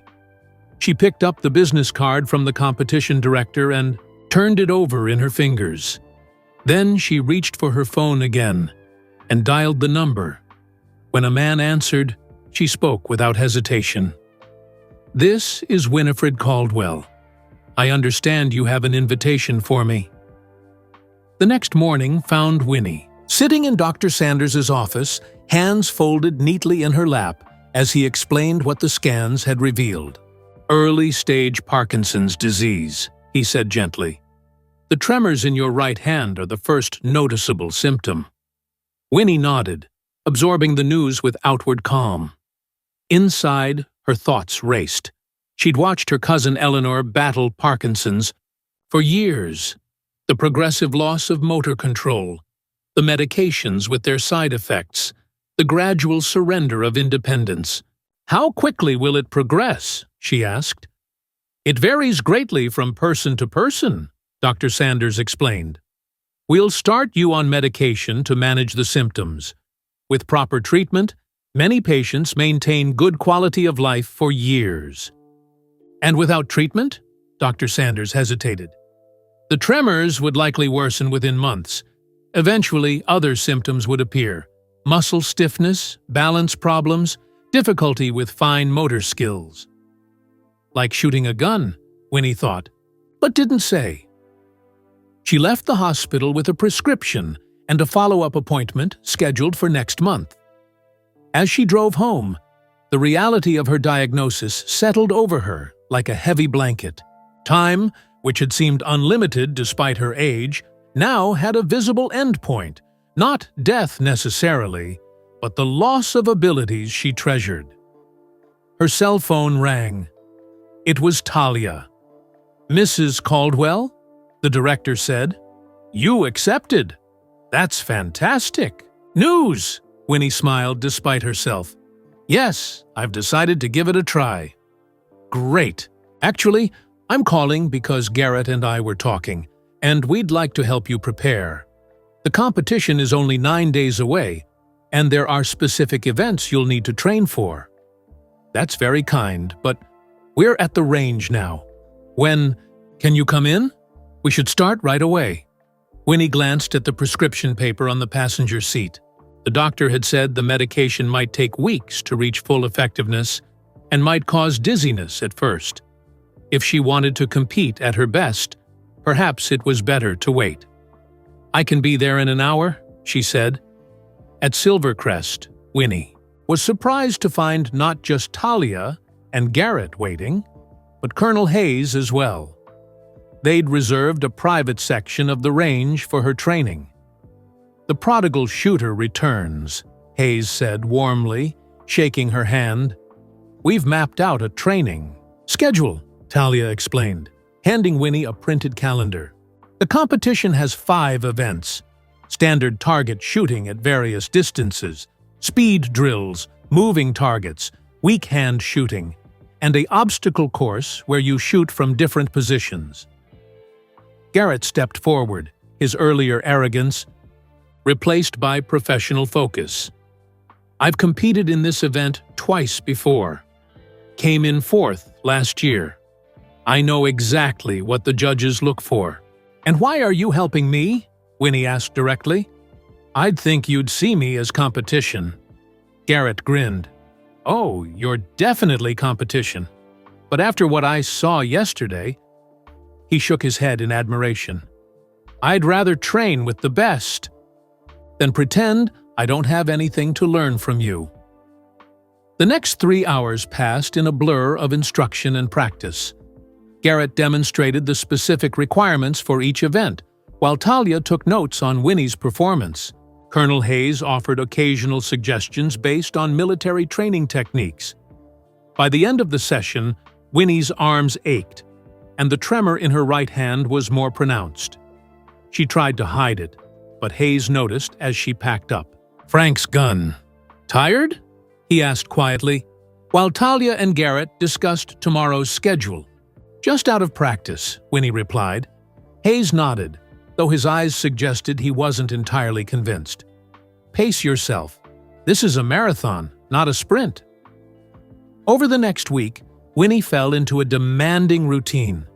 Mornings at the range with Viti Tsa, her new training team, afternoons resting to manage her increasing fatigue, evenings reviewing videos of previous competitions that Talia had found online. She didn't start the medication. The competition was too close, and she couldn't risk the side effects affecting her performance. It was a calculated gamble, pushing through the tremors that grew slightly worse each day, knowing that soon she would need to address her condition. But for now, there was only the competition. With each passing day, her confidence grew alongside her skills. Techniques that had grown rusty sharpened once more. Muscle memory from thousands of hours of practice over the decades returned in full force. You're a natural teacher, Talia commented on the 5th day as Winnie explained to Garrett how she controlled her breathing during rapid-fire sequences. I had a good model in Frank, Winnie replied. He could explain complex techniques in simple terms anyone could understand. You should consider those senior classes we talked about, Talia suggested. After the competition, of course. After the competition. The phrase hung in the air, full of possibility and uncertainty. What would come after? Return to her quiet apartment? Begin treatment for Parkinson's? The future that had once seemed predictable now felt unwritten. On the 8th day of training, a local sporting goods store delivered a package to the range. A brand new competition suit, custom-tailored for Winnie. We can't have you competing in a cardigan, Garrett explained with a smile. The store owner saw your video and insisted on sponsoring you. Winnie ran her fingers over the professional shooting jacket, designed to provide stability and support. It's very technical. Try it on, Talia encouraged. In the women's locker room, Winnie changed slowly, mindful of her aching joints. The suit fit perfectly, with special padding at the shoulders to absorb recoil and reinforced elbows for stability. When she emerged, Hayes gave a low whistle. Now you look the part of a champion, Winnie. Unexpectedly, tears pricked at her eyes. How different might her life have been if she'd accepted that Olympic invitation in 1968? If she'd worn a suit like this when she was young and strong, with no tremors in her hands? But regret was a useless emotion. She had made her choices, lived her life, loved her family. And now, in what might be her final act before Parkinson's, claimed her steady hands, she would step into the spotlight she had avoided for so long. One more day of training, Talia said, checking the schedule. Then we leave for the competition. That evening, as Winnie prepared for bed, she noticed Rebecca had texted her. The kids and I are all coming to watch you compete. So proud of you. Mom, Dad would be too. Winnie sat on the edge of her bed, phone in hand, overcome with emotion. She had spent a lifetime being the steady support for others, the one who watched from the sidelines, who cheered from the audience, who waited patiently at home. Now her family would be watching her. "Oh, Frank," she whispered to the darkness, "I wish you could be there too." As if in answer, the tremor in her hand briefly stilled, giving her a moment of perfect calm. The National Marksman competition was held in a massive arena outside Atlanta. Winnie had never seen anything like it. 10 acres of indoor shooting ranges, vendor booths, and stadium seating for spectators. Competitors from across the country milled about in professional gear, many with sponsorship logos emblazoned on their jackets. "Overwhelming, isn't it?" Garrett said, as he guided Winnie through registration.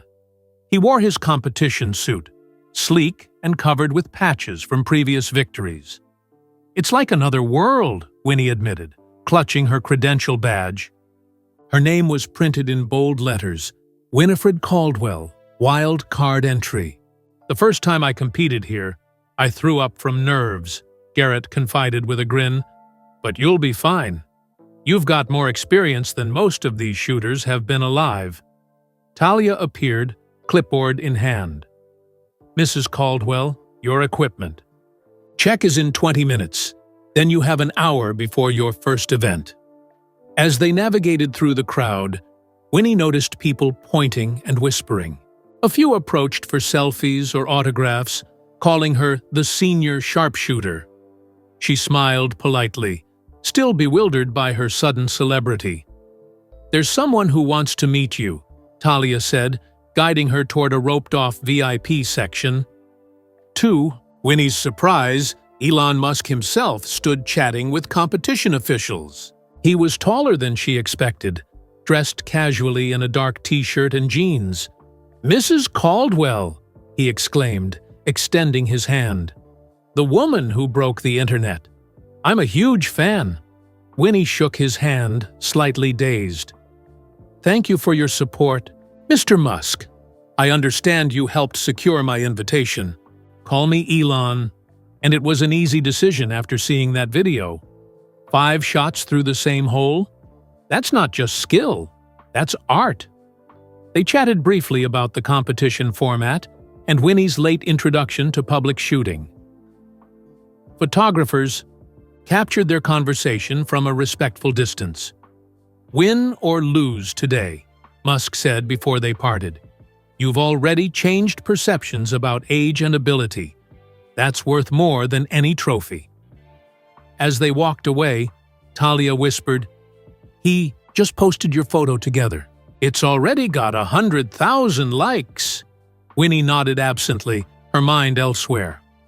The tremor in her right hand had returned during their conversation, more pronounced than before. She'd hoped the adrenaline of competition would steady her, but the opposite seemed to be happening. "I need a moment alone," she told Talia. "Just 5 minutes." In a quiet corner behind the practice range, Winnie flexed her hand, watching the subtle but unmistakable shake. The doctor had warned her that stress could exacerbate symptoms. And what was a national competition if not stressful? "There you are." Colonel Hayes approached, carrying 2 paper cups of water. He handed one to Winnie. "Quite a spectacle," he said, nodding toward the arena. "Yes." Winnie sipped the water, using both hands to steady the cup, Hayes's eyes fixed on her trembling right hand. "How long?" Winnie considered deflecting, but found she didn't have the energy for pretense. The diagnosis came the day after the range: early-stage Parkinson's. Hayes nodded slowly. "I suspected something. The way you'd rest your hand when you thought no one was looking. Is it that obvious?" "Only to someone who's seen it before. My brother had it." Winnie looked up sharply. "Had?" "He passed 5 years ago, but he lived well for nearly a decade after diagnosis. Modern treatments can work wonders, Hayes studied her. "You haven't started medication yet, have you?" "After the competition," Winnie confirmed. "I didn't want to risk the side effects." "Understandable." He paused. "Does your family know?" "Not yet. I'll tell them after today." She smiled faintly. One drama at a time. They sat in companionable silence until Talia found them, anxiety evident in her quick steps. "Mrs. Caldwell, we need to go. Your event starts in 15 minutes." The standard target event came first. 30 competitors, including Garrett, would shoot in groups of 6. Winnie was in the final group, which gave her time to watch others and calm her nerves. Garrett performed brilliantly, posting the second highest score in his group. As he exited the range, he gave Winnie an encouraging thumbs up. Then it was her turn. She joined 5 other shooters, all men, most at least 40 years her junior. They nodded respectfully as she took her position. The range officer explained. The rules: 15 shots at targets positioned at varying distances, scored by accuracy. Competitors would shoot simultaneously, but at individual targets. Winnie unpacked Frank's Colt, its familiar weight both comforting and challenging for her tired arms. She loaded it carefully, conscious of the tremor that came and went in waves. "Shooters, ready!" the range officer called. Winnie raised the gun, sighting down the barrel at the first target. The tremor intensified, making the sight waver slightly. She took a deep breath, trying to find the stillness that had always come so naturally. "Before! Begin!" The other competitors fired immediately, their shots sharp and precise. Winnie hesitated, struggling to steady her aim. In the audience, she could see Rebecca with her family, Thomas with his wife, and even her bridge club friends holding a hand-painted sign. "Go, Winnie!" But her hand wouldn't cooperate. The tremor persisted, throwing off her carefully developed aim. Her first shot missed the bullseye entirely, landing in the outer ring of the target. Murmurs rippled through the crowd. This was not the performance they expected from the viral sensation. Her second shot was better, but still far from her usual precision. By her 5th shot, Winnie could feel sweat beading on her forehead. The other competitors were already halfway through their rounds, their scores mounting steadily. "Don't disappear," Frank had said. But here, under the bright lights with hundreds watching, Winnie felt herself fading. Not into invisibility this time, but into failure. The weight of expectations, the pressure of her diagnosis, the physical limitations of age and illness, all converged in this moment. Her hand shook visibly as she lined up her 6th shot. Even the range officer looked concerned. Then, from the audience, a voice called out, "Breathe, Winnie girl!" Winnie froze. The voice had sounded exactly like Frank's. Impossible, of course. But when she looked toward the sound, she saw Colonel Pratrand, Hayes standing at the railing, hands cupped around his mouth. "Breathe!" he called again. Something clicked into place. Winnie closed her eyes briefly, remembering Frank's most basic lesson. When all else fails, return to your breath. She inhaled deeply, held it for 2 seconds, and began to exhale. At the midpoint of her breath, she squeezed the trigger. Bullseye. Cheer erupted from her supporters. Winnie didn't look up. She simply repeated the process. Breathe in. Hold. Begin to exhale. Squeeze. Bullseye. Bullseye. Bullseye. Each shot found its mark, her body remembering what her conscious mind had been overthinking. By her final shot, the tremor was still present, but somehow separate from her shooting, a parallel reality that couldn't intrude on this moment of flow. When she finished, the scoreboard told the story. After her rocky start, Winnie had rallied to post the 3rd highest score of the entire event. Not enough to win this round, but more than enough to advance to the next stage of competition. As she exited the range, Garrett was waiting with Talia and Colonel Hayes. "That was the most impressive comeback I've ever seen," Garrett said, genuine admiration in his voice. "Most shooters would have crumbled after those first few shots." Winnie smiled tiredly. "I almost did, but you didn't," Hayes said firmly, "and that's what matters." Winnie nodded, though her thoughts were already on the next event. 4 more to go, with increasingly challenging requirements. Could she maintain this delicate balance between her failing body and her lifetime of skill? As if reading her thoughts, Talia squeezed her arm gently. "One shot at a time, Mrs. Caldwell. That's all anyone can do." The next 3 events tested Winnie in ways she hadn't experienced since Frank's training sessions decades ago. The moving targets challenged her timing. The weak-hand shooting, using her left hand instead of her dominant right, actually proved beneficial, as her left side showed no tremors. During the obstacle course, her knees protested climbing onto platforms and kneeling behind barriers, but her aim remained true.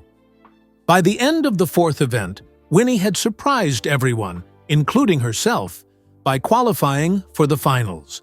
Only 5 competitors remained: Garrett, 3 professional shooters from across the country, and Winnie. "You're the story of the competition," a reporter told her during a brief interview break. "Social media can't get enough of you." Winnie smiled politely, though fatigue lined her face. "I'm just an old woman who remembered she could shoot." In the preparation area before the final round, Garrett approached with a water bottle and energy bar.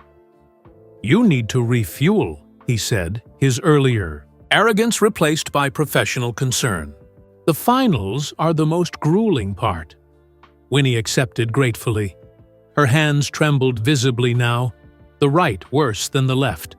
She'd been hiding them in her pockets when cameras were around, but Garrett had seen her struggling to load her pistol during the last event. "You okay?" he asked quietly.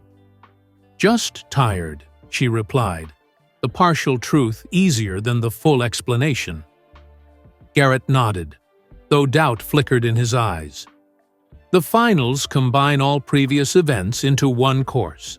Starts with standard targets, transitions to moving targets, then obstacle positions, and finishes with weak-hand shooting at maximum distance. He paused. "It's designed to find weaknesses. Everyone has those," Winnie said. "Even champions." "True." Garrett hesitated. "Can I ask you something?" "Of course." "Why did you never compete before? With your skill, you could have been a legend in the sport."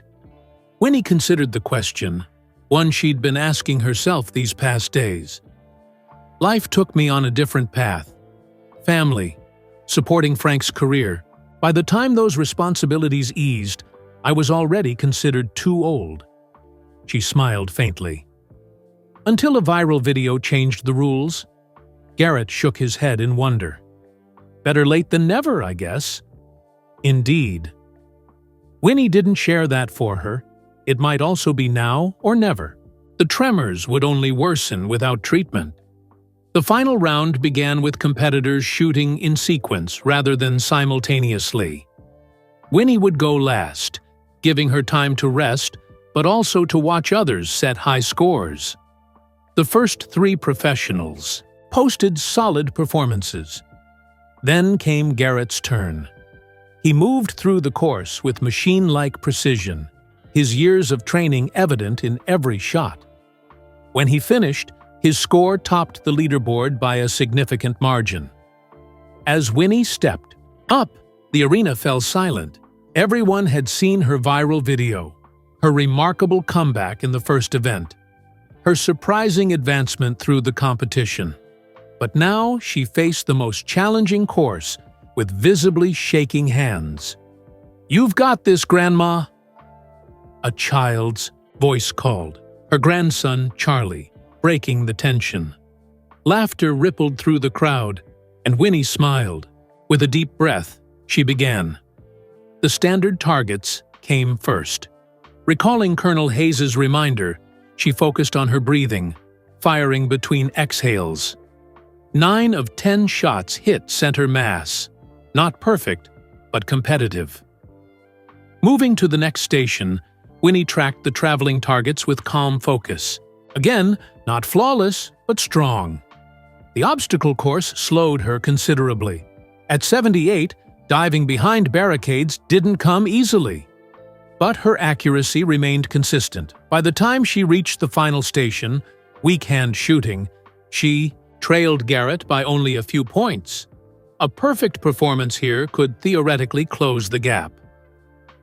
Winnie transferred the Colt to her left hand. Though less trained, it was steady, unaffected by the disease beginning to claim her right side. She sighted down the barrel at the distant target. Breathe in. Hold. Begin to exhale. Squeeze. Her first shot caught the edge of the bullseye. Her second landed closer to center. In the stands, she could see Rebecca clutching Thomas's arm, her grandchildren, bouncing with excitement, Colonel Hayes watching intently. Even Elon Musk had moved to the edge of his seat in the VIP section. Winnie's third shot hit dead center. So did her fourth. The scoreboard showed her closing in on Garrett's lead. 1 perfect shot remained, the most difficult of the competition, at maximum distance with her non-dominant hand. Winnie raised the gun one final time. Her arms ached from the day's exertion. Her knees throbbed from the obstacle course, but her left hand remained steady. As she aligned the sights, a strange calm washed over her. Whatever happened next, win or lose, treatment or progression, she had reclaimed something precious. Not just her skill, but her visibility, her voice, herself.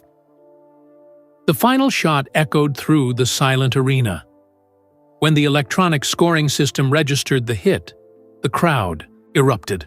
Winnie had placed her last bullet mere millimeters from perfect center.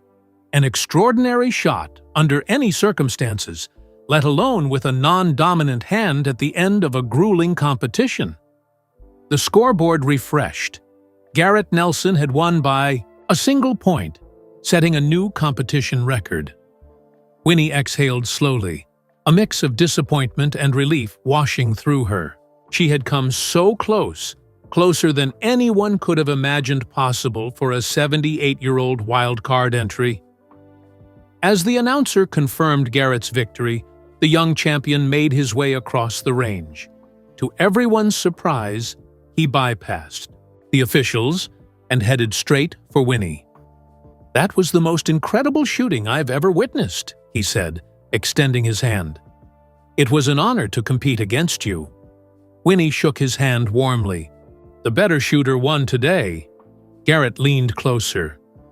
"Maybe, but we both know which of us had the harder battle." His eyes flickered to her trembling right hand, then back to her face with newfound understanding. At the award ceremony, Garrett stood atop the first-place podium while Winnie took second, the silver medal gleaming against her competition suit. As cameras flashed, he unexpectedly reached down and raised her hand alongside his in a gesture of shared victory. The crowd roared its approval. After the ceremony, Winnie was surrounded by well-wishers. Rebecca hugged her tightly, tears streaming down her face.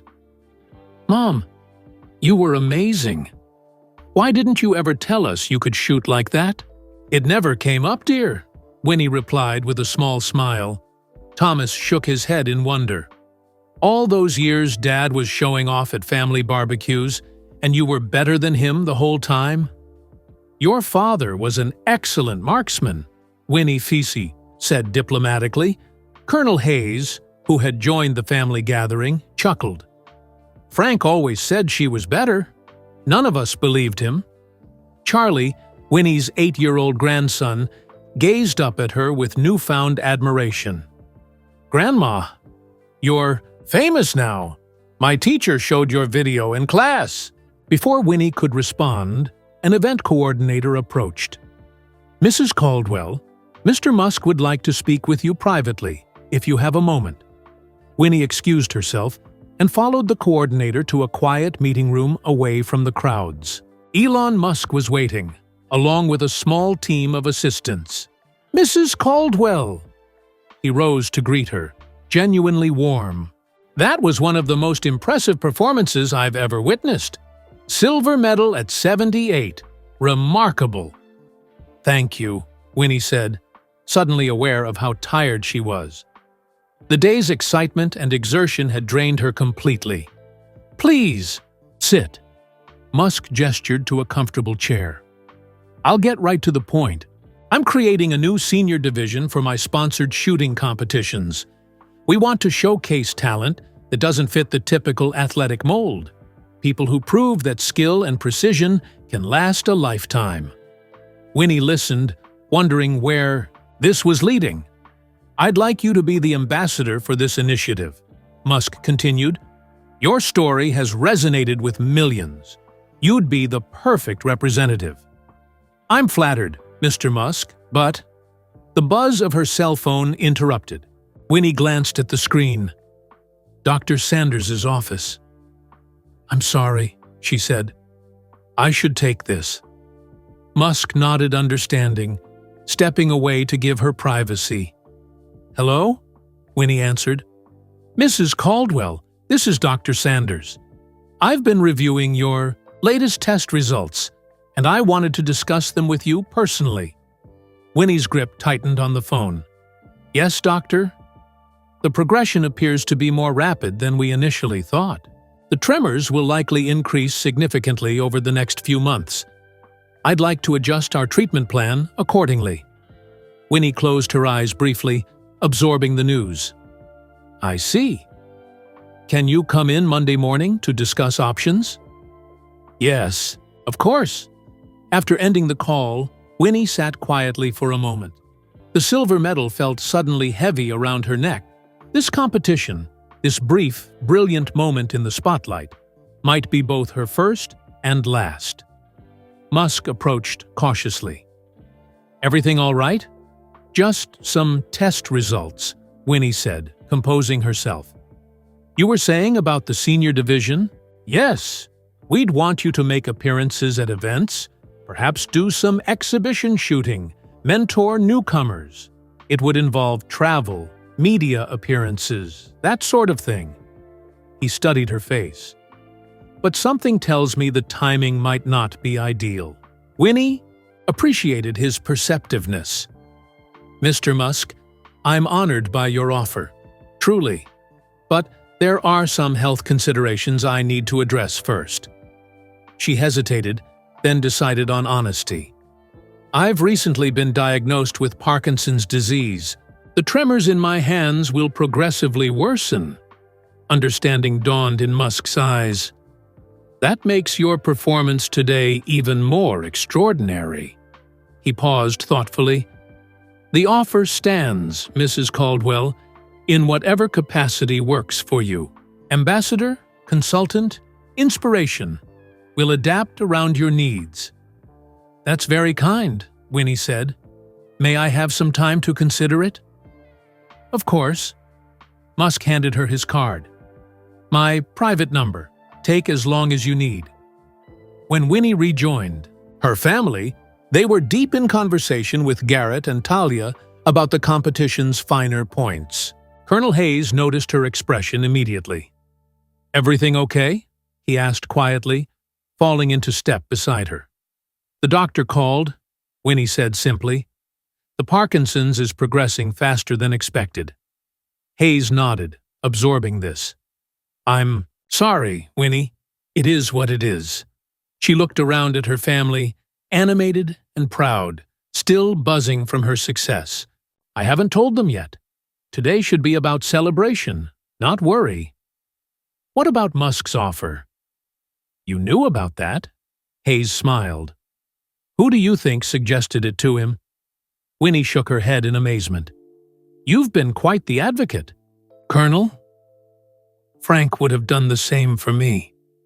He glanced at her trembling right hand, which she'd kept in her pocket during the conversation. What will you do?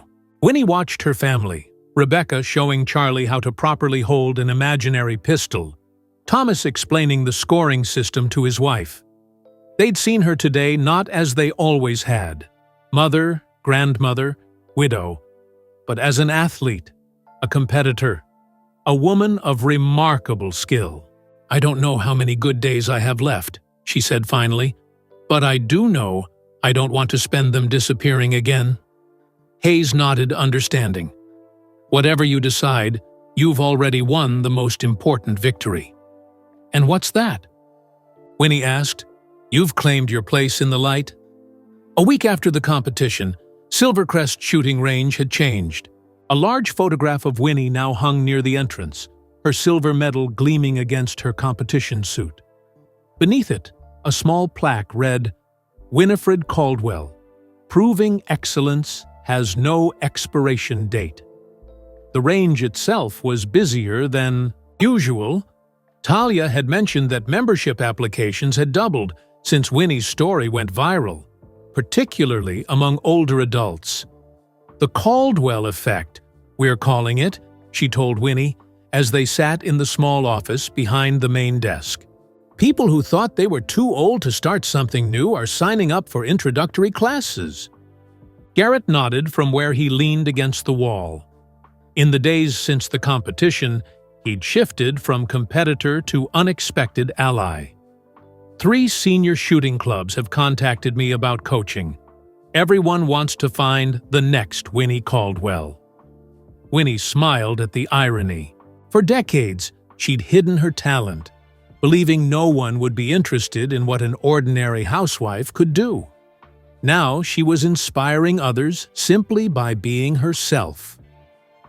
Speaking of coaching, Talia said, we've had 15 people specifically request lessons from you, Mrs. Caldwell. I've been telling them you're considering it, but haven't committed. Winnie glanced down at her hands, folded neatly in her lap. The tremor in her right was noticeably worse today, despite starting the medication Dr. Sanders had prescribed. The doctor had warned her that it would take time to find the right dosage, and that some days would be better than others. I'm not sure teaching is in my future, Winnie said carefully. At least, not in the way you might hope. Talia and Garrett exchanged a look that told Winnie they'd already suspected something wasn't right. These past few days, they'd seen her struggle with simple tasks, loading her gun, filling out forms, even holding a cup of coffee. Mrs. Caldwell, Talia began gently, if there's something we should know— There is, Winnie interrupted, having rehearsed this moment in her mind. That's actually why I asked to meet with both of you today. She took a deep breath, steadying herself. The night after the competition, she'd finally told her children about the diagnosis. Rebecca had cried. Thomas had immediately started researching treatments and specialists. Both had been supportive, but couldn't hide their fear. Telling Talia and Garrett felt different. These were people who had known her primarily through her shooting, who had seen her at her strongest. The thought of their pity was almost harder to bear than her family's. 6 months ago, Winnie began, I was diagnosed with early-stage Parkinson's disease. The office fell silent. Talia's expression softened with understanding, while Garrett's shoulders slumped slightly. The tremors will eventually take away my ability to shoot with the precision you've seen, Winnie continued. The doctor called after the competition with updated test results. The disease is progressing faster than initially expected. That's why you were hiding your hands, Garrett said quietly. At the competition, you kept them in your pockets when the cameras were around. Winnie nodded. I didn't want it to become part of the story. I wanted to be judged on my performance, not my condition. And you didn't start medication until after nationals, Talia added, the pieces falling into place. That's why you seemed better at the range than at the competition. The stress accelerated your symptoms, yes?" Winnie was grateful for their quick understanding. "Dr. Sanders thinks I may have a year, perhaps a bit more, of good days where I can still shoot reasonably well. After that—" She let the sentence hang unfinished. Garrett straightened from the wall and pulled up a chair opposite Winnie. "My grandmother had Parkinson's," he said, surprising both women. "She was a concert pianist. When her hands began to shake, she thought her music was over." "What did she do?" Winnie asked. "She started teaching, said it gave her twice the joy, her own music and her students. She taught until 2 weeks before she died, adapting her methods as her symptoms progressed." His eyes met Winnie's directly. "She always said the disease might claim her hands, but it couldn't take away what she knew." Talia leaned forward. "What Garrett's saying, Mrs. Caldwell, is that there are ways to contribute that don't require perfect marksmanship. Your knowledge, your experience, those things aren't affected by Parkinson's." Winnie considered their words. She'd been so focused on what she was losing that she hadn't fully considered what would remain. The techniques, the mental approach, the history of shooting alongside Frank, those belonged to her regardless of her physical condition. "I appreciate that perspective," she said. "I truly do. But I need to be realistic about my limitations, both present and future." "Of course," Talia agreed. "We could structure lessons around your good days. Maybe small groups, with Garrett handling the physical demonstrations while you explain the concepts."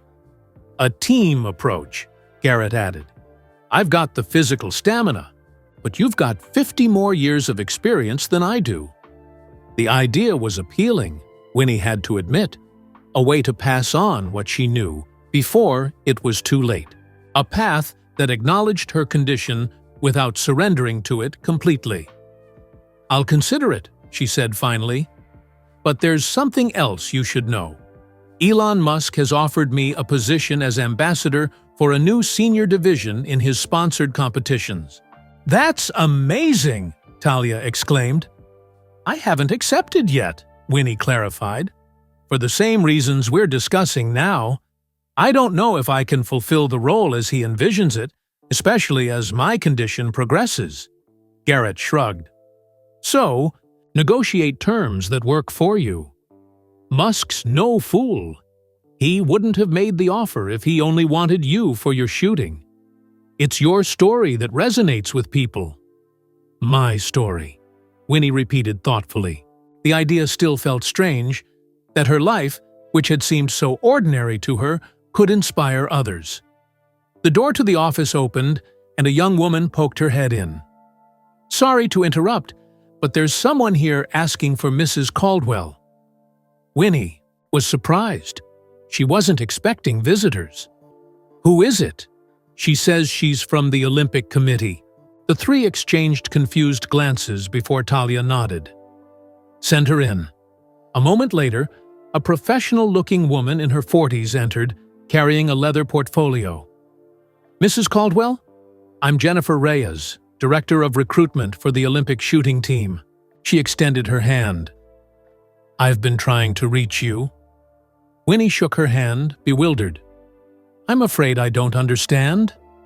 "After your performance went viral, several of our coaches recognized your exceptional talent. Then, the national competition confirmed it." Reyes smiled. "We'd like to discuss a role with our organization, not as a competitor, given your situation, but as a technical advisor to our women's team." Winnie sat in stunned silence. The Olympic Committee, the same organization that had invited her to try out in 1968, the opportunity she'd declined without telling Frank. "How did you know about my diagnosis?" she asked quietly. Reyes looked uncomfortable. "We have connections within the shooting community. Word travels," she quickly added. "But that doesn't diminish our interest in your expertise.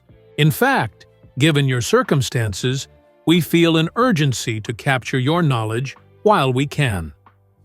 The irony wasn't lost on Winnie.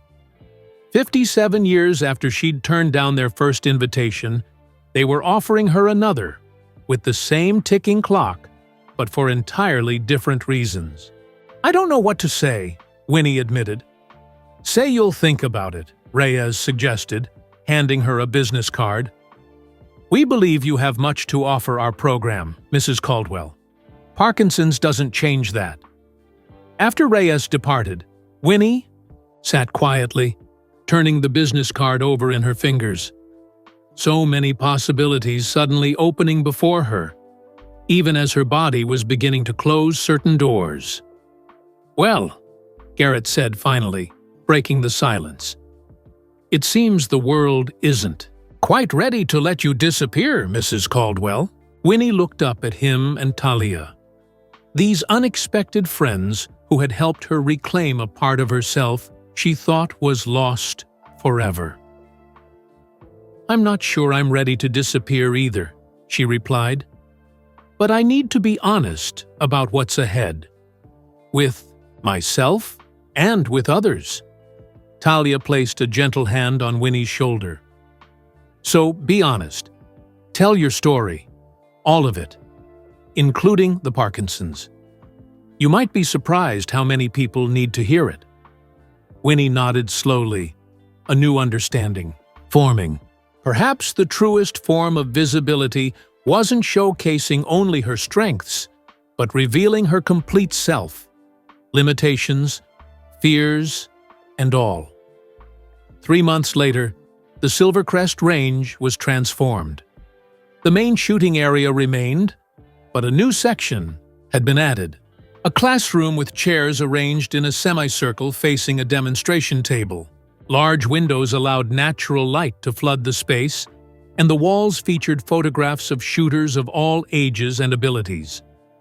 A sign above the door read, "The Caldwell Center for Inclusive Marksmanship."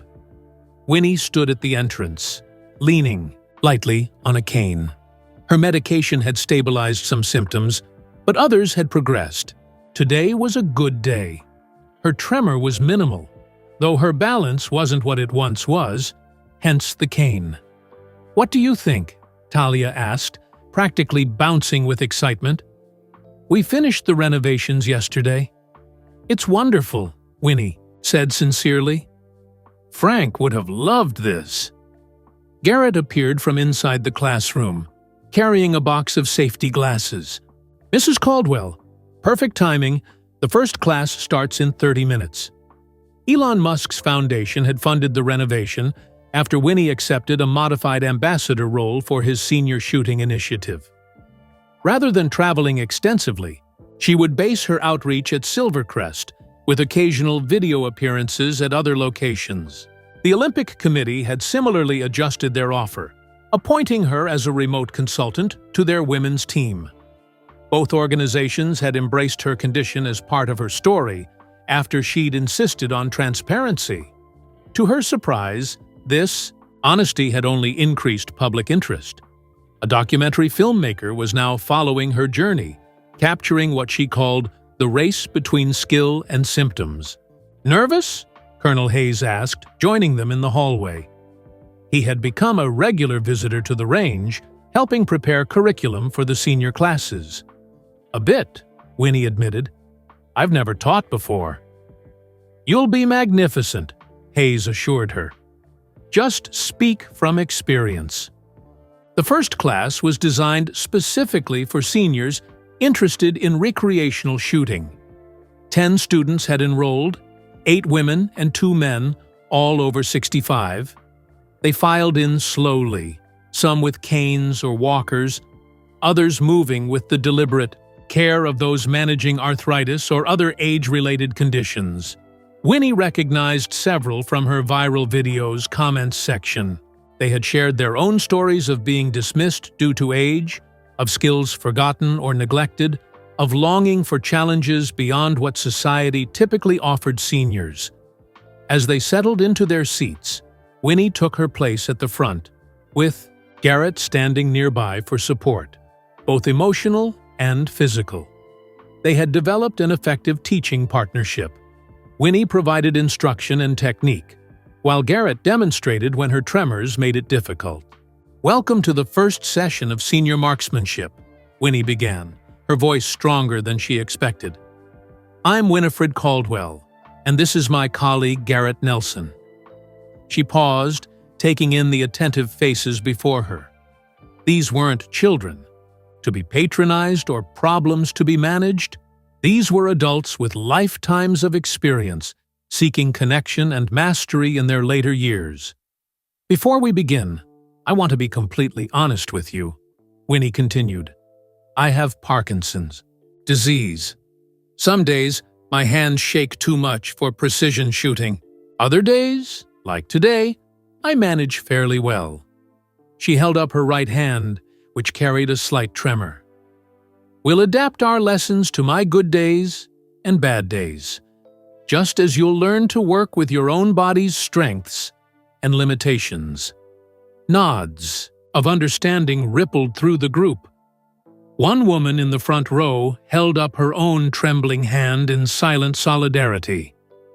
"Now," Winnie smiled, "let's talk about what shooting taught me over 56 years, and what I hope it will teach you." The class unfolded with a natural rhythm. Winnie shared Frank's fundamentals of breathing, stance, and mental focus. Garrett demonstrated proper grip and aim. Students asked thoughtful questions, relating the instructions to their own physical conditions. By the end of the session, a comfortable camaraderie had developed. As students gathered their belongings, several approached Winnie to thank her personally. "I never thought I'd try something like this at 72, one woman confided. "But after seeing you at that competition, I figured, why not?" "My granddaughter showed me your video," a man with a walker added. "She said, 'Grandpa, if she can do it, so can you.' First time that kid's ever encouraged me to do anything but sit down and be careful." Each story touched Winnie deeply, reinforcing that her impact extended far beyond her medal or viral fame. She was changing perceptions about aging and ability, including her own. After the last student departed, Winnie sank gratefully into a chair. Teaching had taken more energy than she'd anticipated. "That was amazing," Talia said, joining them in the now empty classroom. "They hung on your every word." "We've already got a waiting list for the next session," Garrett added, "and 3 requests for private lessons." Winnie smiled tiredly. "I think I can manage one more class today if you'll help, Garrett." "Always," he agreed, "though you didn't need me much this time." As they prepared for the afternoon session, Rebecca arrived with 12-year-old Charlie in tow. "How did it go?" "Mom?" she asked, kissing Winnie's cheek. "Better than expected," Winnie replied. "These old bones still have something to offer, it seems." Charlie bounded forward, full of pre-teen energy. "Grandma, can I see the classroom? Dad says it has your name on it!" As Rebecca and Charlie explored the new facility, Talia approached with an envelope. "This just arrived for you. Special delivery." Winnie opened it curiously. Inside was a formal letter from the National Shooting Sports Foundation announcing the creation of the annual Winifred Caldwell Scholarship for underprivileged seniors interested in marksmanship. They're funding 10 full memberships at ranges across the country, Talia explained, for people who couldn't otherwise afford it. Tears pricked at Winnie's eyes. Of all the recognition she'd received these past months, this touched her most, deeply. The idea that people like her would have opportunities she'd never had. Colonel Hayes appeared in the doorway. "Ready for round 2, Mrs. Caldwell? Your afternoon students are arriving." Winnie carefully folded the letter and tucked it into her pocket, next to the small photo of Frank she still carried everywhere. Rising from her chair with the help of her cane, she straightened her shoulders. "I'm ready," she said. As they walked toward the classroom, Hayes smiled knowingly. "You know, Frank once told me his biggest regret was that the world never got to see what you could really do. Winnie glanced at the group of seniors waiting eagerly for her instruction, at Garrett preparing the demonstration table, at Rebecca and Charlie examining the Caldwell Center sign with obvious pride. "I think he's seeing it now," she replied softly. "Wherever he is." The tremor in her hand flared briefly, then settled, a reminder of what was coming, but not yet defining what she still had to give. Winnie stepped into the classroom, into the light that had been waiting for her all along, ready to share not just her skill, but her complete self. Some legacies were measured in trophies and medals. Others, she was learning, were counted in lives touched, perspectives changed, and courage inspired. Her time at the shooting line might be limited, but her impact could extend far beyond what any bullet could reach. "Good afternoon," she greeted her new students with quiet confidence. "My name is Winifred Caldwell, and I have a lifetime of shooting to share with you." A year later, Talia found Winnie at Frank's grave.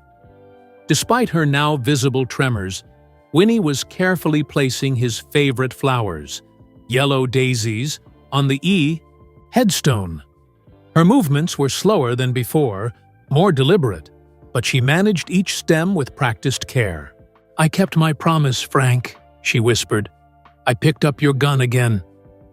Talia waited respectfully at a distance, not wanting to intrude on the private moment.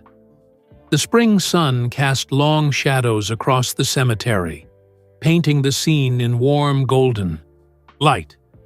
When Winnie finally turned, she noticed Talia and smiled. "Right on time, dear." "I can come back if you need more time," Talia offered. "No, I've said what I needed to say." Winnie adjusted her grip on her cane, a necessity now, as her balance had deteriorated over the past months. "He always liked to know what I was up to." They walked slowly back to the car, where Garrett waited behind the wheel. He had become a fixture in Winnie's life, part student, part colleague, part surrogate grandson. Together with Talia, they had expanded the Caldwell Center to serve veterans, people with disabilities, and women escaping domestic violence. "Ready to meet the new group?" Garrett asked, as he helped Winnie into the passenger seat. "Always," she replied. Today's class would be her last hands-on teaching session for a while. The Parkinsons had progressed to the point where handling firearms safely was becoming too difficult. She would transition to consulting and curriculum development, still involved, still valued, just in a different capacity. As they drove toward the range, Winnie opened her purse and took out two treasured items. The first was Frank's photograph, worn at the edges from years of handling. The second was a folded piece of paper, yellowed with age. The Olympic Committee invitation from 1968 had become something of a talisman for her these past months. Not a reminder of what she'd lost, but evidence of what she'd always been. Talented, capable, worthy of recognition. She carefully refolded the letter, smiling at her secret. Then she looked ahead to the range where new shooters awaited her guidance. Chiridud Champion's potential had been in her all along, waiting 50 years to be revealed. And while her days of perfect shots might be ending, her impact continued to expand, rippling outward through every person she taught, every stereotype she challenged, every light she helped others find. "Are you okay?" Talia asked, noticing Winnie's thoughtful expression. "More than okay," Winnie replied. She tucked the letter back into her purse and straightened her shoulders, ready for whatever came next. After all, some promises, to Frank, to herself, to the world, transcended time, circumstance, and even the limitations of her own body. She had stepped into the light, and now she was holding the door open for others to follow. That's the remarkable story of Winifred Caldwell, the unexpected champion who proved it's never too late to shine. Where are you watching from today? Let me know in the comments below. If Winnie's journey touched your heart, please take a moment to like this video and subscribe to our channel. It helps spread stories of courage and kindness to more people who need them. And if you enjoyed this tale of hidden talents finally revealed, click on the video appearing on your screen right now for another inspiring story that might just change your perspective. Thanks for watching, and remember, it's never too late to step into your light.